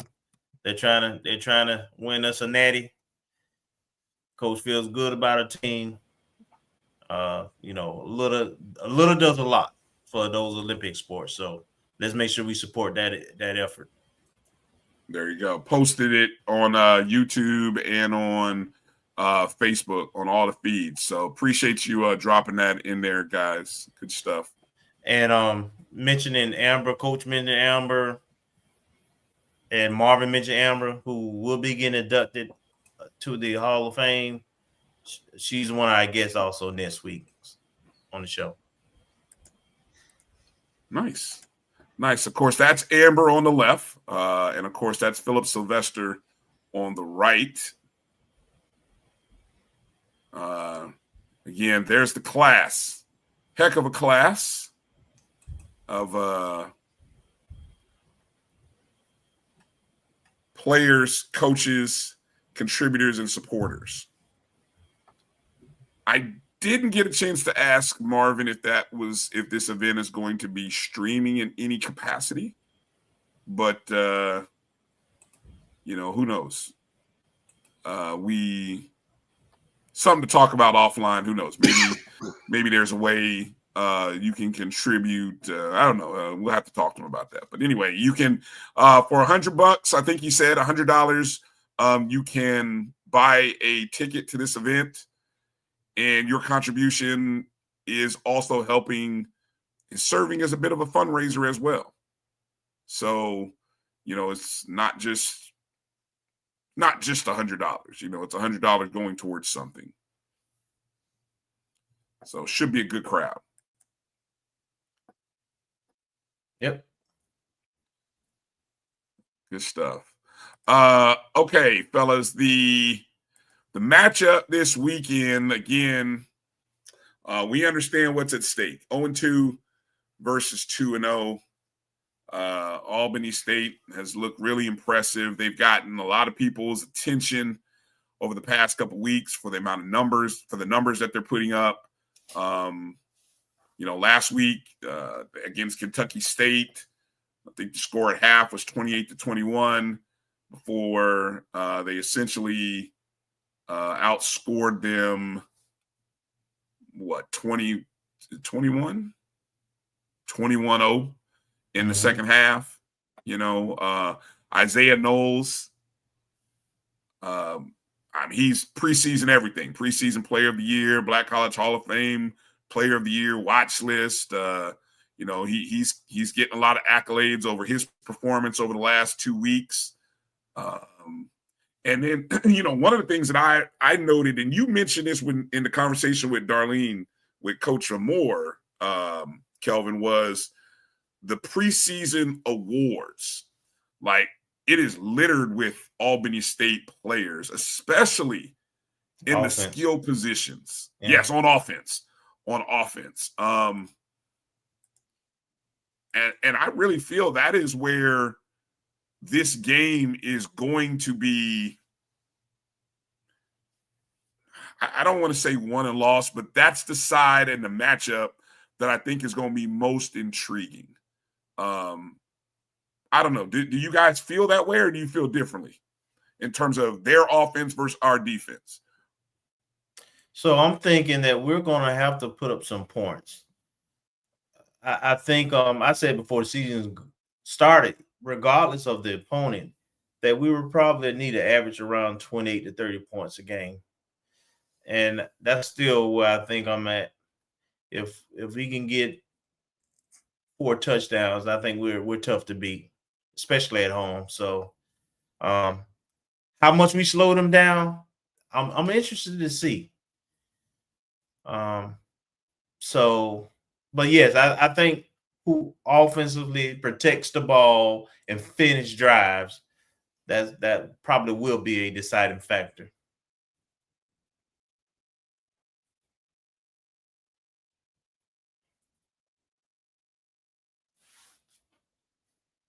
You on mute, Brian? Yeah, I see. Thank you. Yeah, I said, hold on. I think Marcus is back. Marcus, you back? Yes, it must be my connection. Okay. Something's going on. Yeah. What's your side? What is the one side that you are most intrigued about going into this ball game? Well, both you and Kelvin brought up interesting points. So I agree with the tale's going to be told. Our defense versus their offense, especially given how prolific it's been the first couple of weeks on their side of the ball. But the biggest yelps from us, putting the asterisk by the FAU game, is how well our offense has performed and the scant amount of points that we've scored as compared to what we're accustomed to or what we're desiring. So I'd like to see, how our offense is going to come out against their defense and see what they're going to do and how they're going to, I don't know if they're going to stack the box and try to force RJ to pass or just make it a one-dimensional game or what. So I want to see how we adjust on offense and how we are going to attack and try to score points, because we know that they're going to try to score points and probably will score some. So we're going to have to be able to keep up.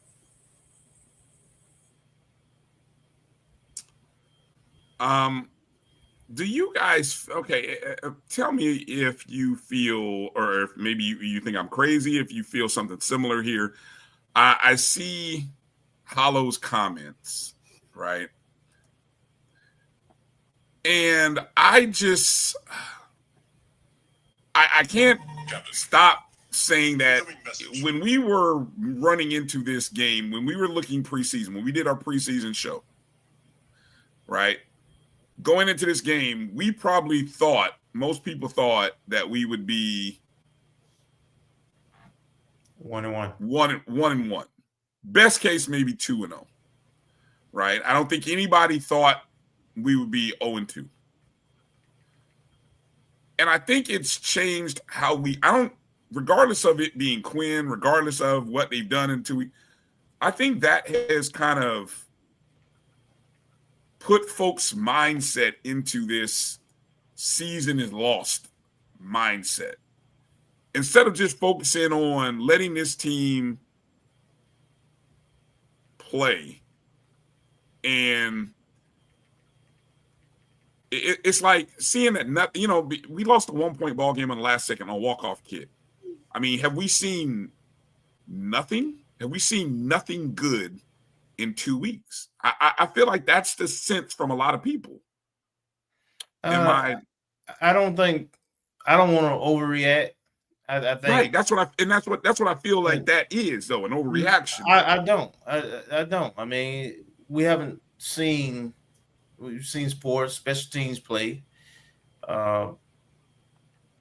Last week, all 3 phases, but against the Howard game, you can say, the guys haven't quit, but we've scored 14 and 9 points.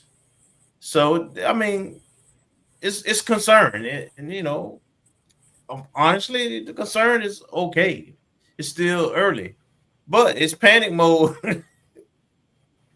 Right? It's panic mode. If you go on 3 and you playing, your East rival, the next game and start a SWAC play, people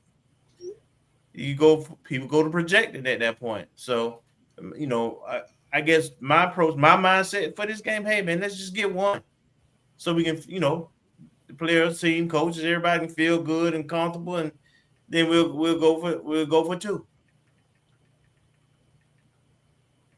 Yeah. Are we at that point in the season? I hear what you're saying, Edwin. That's what it's like over there in the Bayou. It's tough. Yeah, they changing coaches. Right, coaching 3 duties. weeks in.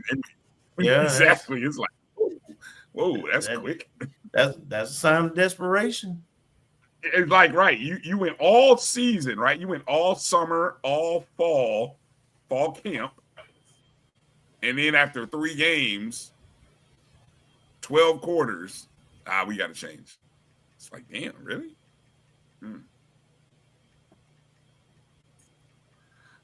Tony asked a great question. Where's the running game? Well, I would say conservative, little bit on conservative play calling, bringing in a new quarterback, and teams and not worried about receivers getting behind them. We're not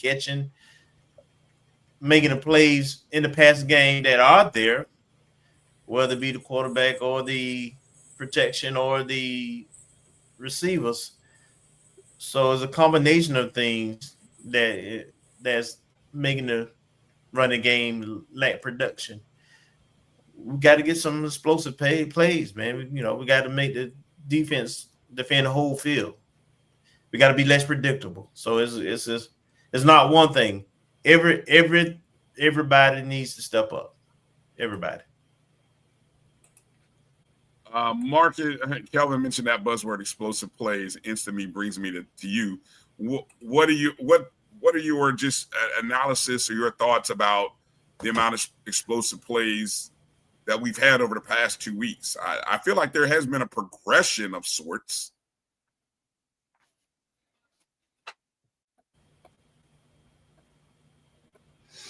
Brian, I think I heard your question. It looked like it had to do about explosive plays. Yeah, yes. I was just kind of following up with Kelvin's comments about the explosive plays. Yeah, we do, because we had 3 against FAU and about the same versus Howard. So in terms of the total number, they haven't really seen a lot of them, and we averaged more than that last year.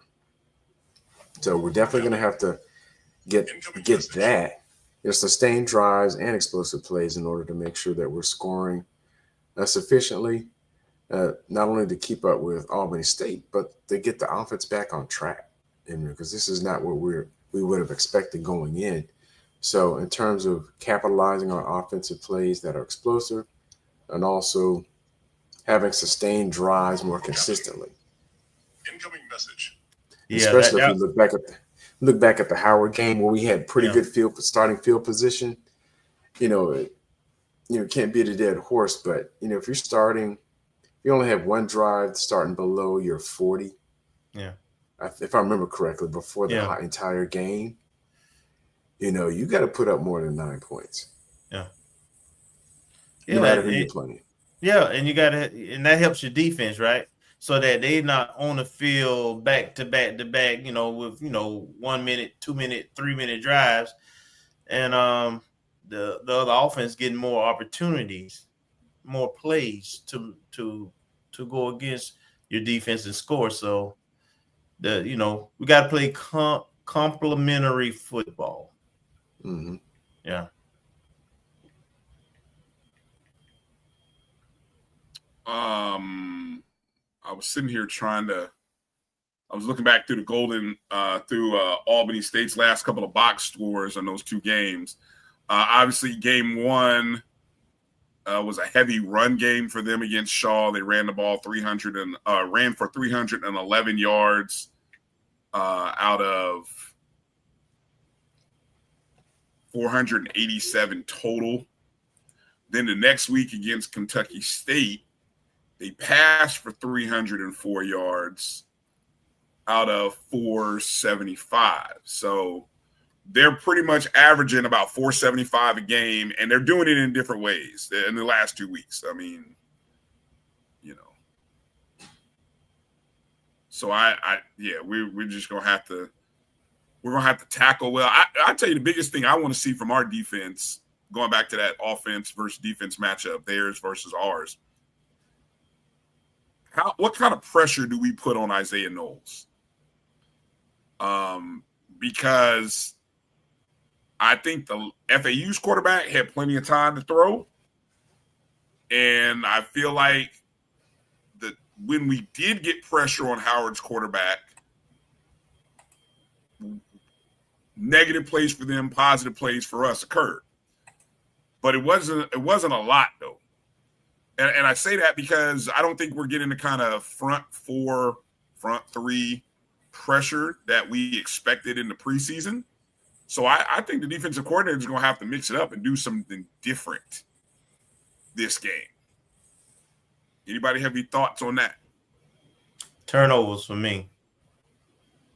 We got to generate more turnovers. Fumbles, stripping the ball, sack, strip, interceptions.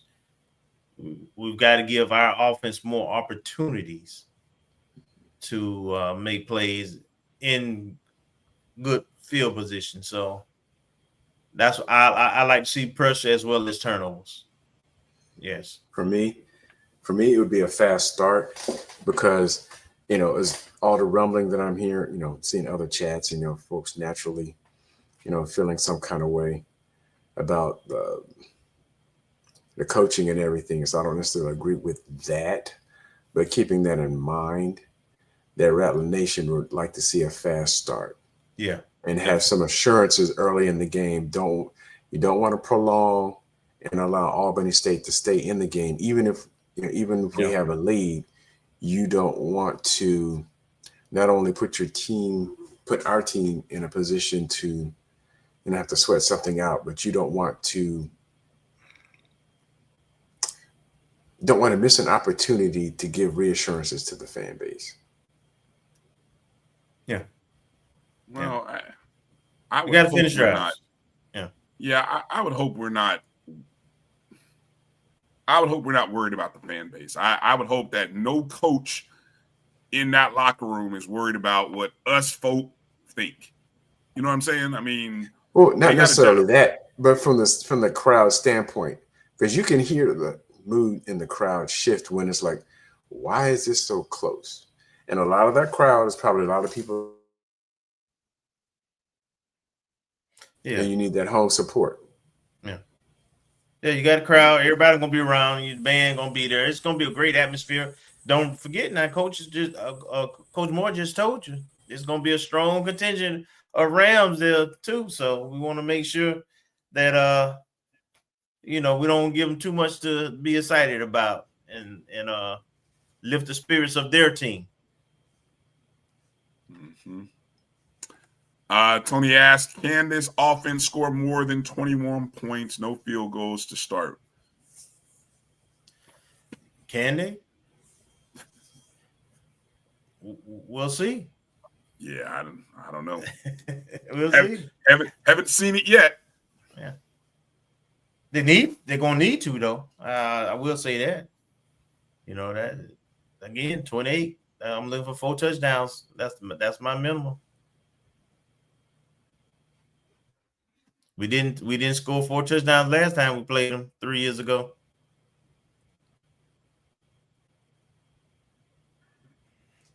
I think this is a nice transition to looking at the SWAC schedule and then make our predictions so we can close out the show. But this is a heavy Division II versus FCS week. Division IIs versus the SWAC in particular. Mike has this thing definitely about D2s in denial. And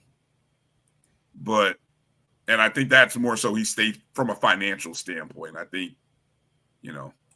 when you hear Coach Moore talk about the facilities that Albany State is putting out as a Division II school, and then when you juxtapose that with our facilities, you do kind of shake your head a little bit, and you're kind of looking side-eyed like, who's, Well, you got to remember now, first of all, on their main campus, they had the floods and, they got a federal money to kind of rebuild everything. So that's why their facilities are pretty good. Then also when they did the merger, the facilities at this college, which was a predominantly white college that they merged with, were very good and fairly new facilities also. Yeah. And it almost doubled their enrollment too. So there's Right. a lot of things that go into the pie, so to speak, for why ASU facilities are one of the better ones in Division II. Absolutely. And that's why I asked that question about them. Does anybody have eyes looking ahead? I mean, when you have the upgrades that they have, but they don't have the budget. Okay. Yeah, they don't even have the budget. That's what Coach was saying too. Because we've had this discussion on offline, and I've talked to some of their folks. They just don't have the budget to sustain a Division I program at this time. So it's gonna be a minute for they can seriously consider that. Yeah. All right, let's go through the SWAC schedule. Week number 3 in the SWAC, and I think we pointed out, if you look at the SWAC schedule, when you look at the number of Division II, I think half the conference is playing Division II opponents. Jackson State's playing Division II, Grambling's playing a Division II. Just like last week was beat down Saturday, right? Most of us played FBS programs last week. So now, we're going the opposite direction this week. Right. Yeah. I mean, it's one of those. I mean, it's just, I think the other half of the D2 games are in the MEAC, but some interesting FCS matchups. Alabama A&M taking on Tennessee State. Bethune taking on South Carolina State. Let me see. Let's see. Fresno is division. That's an FBS opponent that Southern's playing. Lamar. Is Lamar an FCS or are they FCS? Yeah. Okay. So So there's an FCS matchup between Texas Southern and Lamar. Why can't I make out who Rice is FBS. Rice is FBS. Rice is FBS. Alcorn's playing Mississippi State, FBS.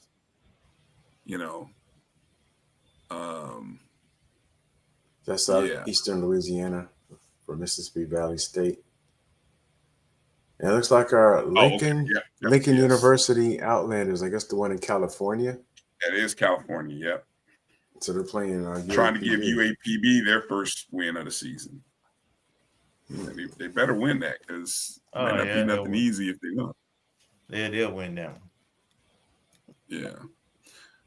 Yeah. Besides our game, is there any game on the schedule that you're kind of looking at like, hey, there's a potential upset here somewhere? Well, I don't know about an upset, but Bethune and South Carolina State definitely stands out for me. And Alabama A&M and Tennessee State. Now with the D2 games, Alabama State looks really good. But Miles hadn't been scared of them traditionally, but this is a new staff, and it ain't the same Miles.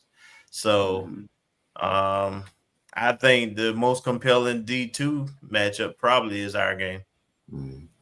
Oh, yeah. I'll tell you what. I mean, Tuskegee at Jackson State is intriguing from the standpoint of we haven't seen the explosive Jackson State team that I think many people thought they would see from a team that started the season on a 10-game win streak, returns the kind of talent that they returned. I don't think people have seen that explosive team yet. And then if you go back to game number 1, their attendance was really low for their standards. What's it likely to be this week when you have Tuskegee coming to town? So while I think our game is definitely the hotbed D2 versus FCS matchup, I'll tell you, the Tuskegee Jackson State is intriguing to me. It just is. It won't be a game. You don't think so? Nope. It's going to be a blowout. JSU going to blow them out. Wow. 2-3 touchdowns? Is that your blowout? Is that your form of blowout? Larger, but yes. Oh, I see. Call me crazy. I might be crazy. I don't think so. I think Tuskegee will. I think Tuskegee and Albany State will play competitive games against Jackson and FAMU. I really do. I hope I'm wrong in both cases. I hope I do. I hope I'm wrong, but small sample size from both teams in 2 weeks. Jackson State has played a solid HBCU Division I program, and then Southern Miss, which they put 20 points on the board and competed. Tuskegee is the weakest team they'll be playing. I don't see it. I don't see it. Okay. Marcus, anything out of the mix that caught your eye or? No, not really. Okay. I'm just really interested in our game and interested in a good result. All right. Okay. Bowl prediction time. FAMU versus Albany State. Bowl prediction time and score. Let me try to get my thoughts together here. Who wants to go first? Marcus or Kelvin? Who wants to go first? I'll go. Oh, you want to get it? You must have something on your mind. Yeah. So far, you're 1 for 1. I don't even recall what you did in week 1. Nobody did nothing in week 1. All right, I think we all lost out. And I didn't quite get there for week 2 because my bold prediction was 3 touchdowns. We only scored 2. But my bold prediction for this week is that I'm going special teams is gonna make the difference. It's gonna blow the game open. I'm gonna predict that FAMU will get a special teams touchdown, and they will create a special teams turnover. So I'm gonna go punt block and a kick return touchdown. Okay. Meaning we're not gonna get our punt block this time. I'm not saying we're gonna block the punt this time, and then we're gonna get a kick return. But the prediction is, be specific, is that we score and block a punt or block a kick. That's a prediction though. The prediction is a kick return touchdown and a block punt turnover. Okay. All right. Leave it at that. Marcus, bold prediction. I'm going to say 2 touchdowns from Jalen Rogers. Say that again. 2 touchdowns from Jalen Rogers. Doesn't matter how, receiving, rushing, jet sweep, whatever. Yep, 2 touchdowns. Okay.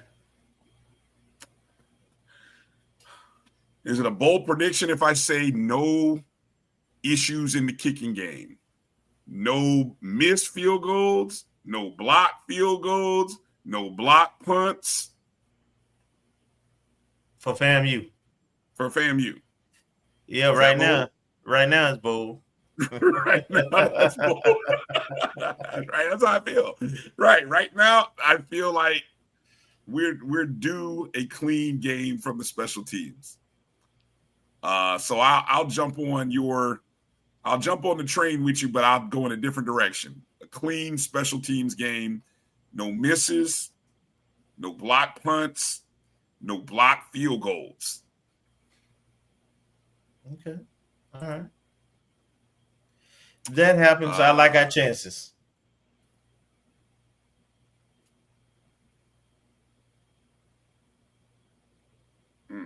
That's a tough, bold prediction, Tony. Let's go. RJ throws over 250. RJ has not thrown any interceptions or had any fumbles. Been clean for 2 weeks.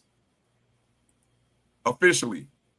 Now, you stat and film watchers, you can choose to go other ways. I'm just saying officially, RJ has been clean for 2 games. Yeah. I know how that upsets some folk.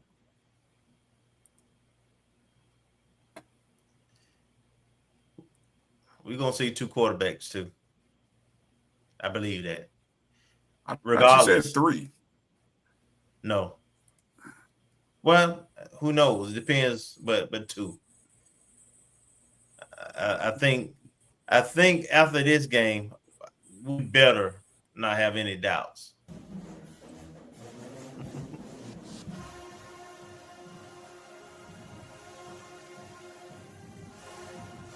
And predictions? We ready for predictions? Yep, let's run them down. Predictions. Okay. I'm going with the good guys. And I'm not going to get too crazy. I'm going to say 28-20 FAMU. All right, 28-20 FAMU. Marcus? Yeah, that was very close to what I was gonna say because I think we'll get 28. I was gonna go 28-21. Not real creative. I don't want it to be close. One touchdown as close as I wanted to get. Little baby, unless you are breaking some news, I don't see that happening. Oh no. All right. My bold prediction already on record. I'll go final score. FAMU 31, Albany State 21.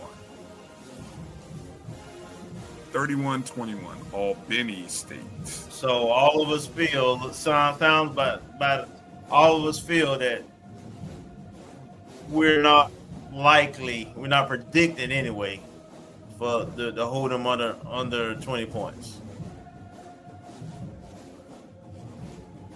Yeah. I'm giving respect to me too. What they have shown. Yeah. Over 2 weeks. Yep. You know. Well, we sure need to get off to a fast start if it plays out that way. Like Marcus said, we haven't got off to a fast start yet this season. We need it at home. We do. Care to put an attendance wager together, plus or minus 18,000 for the home opener? I think he's really close, depending on the Albany State contingent, right? We can count on them for about 2,000 probably, if they bring as many as, because they're feeling good. Some of them, I'm sure, think they're capable of winning. And then the dynamics you said with the two schools, even Coach McKinley, who was on the staff the last 2 years at Albany State, he's back home on our staff. So it's a lot of ties. They have a lot of Florida kids. They have a lot of Tallahassee kids on that team, right? 2 of them Tallahassee Lincoln School from last year. So yeah, I think it's going to be a nice crowd. Absolutely.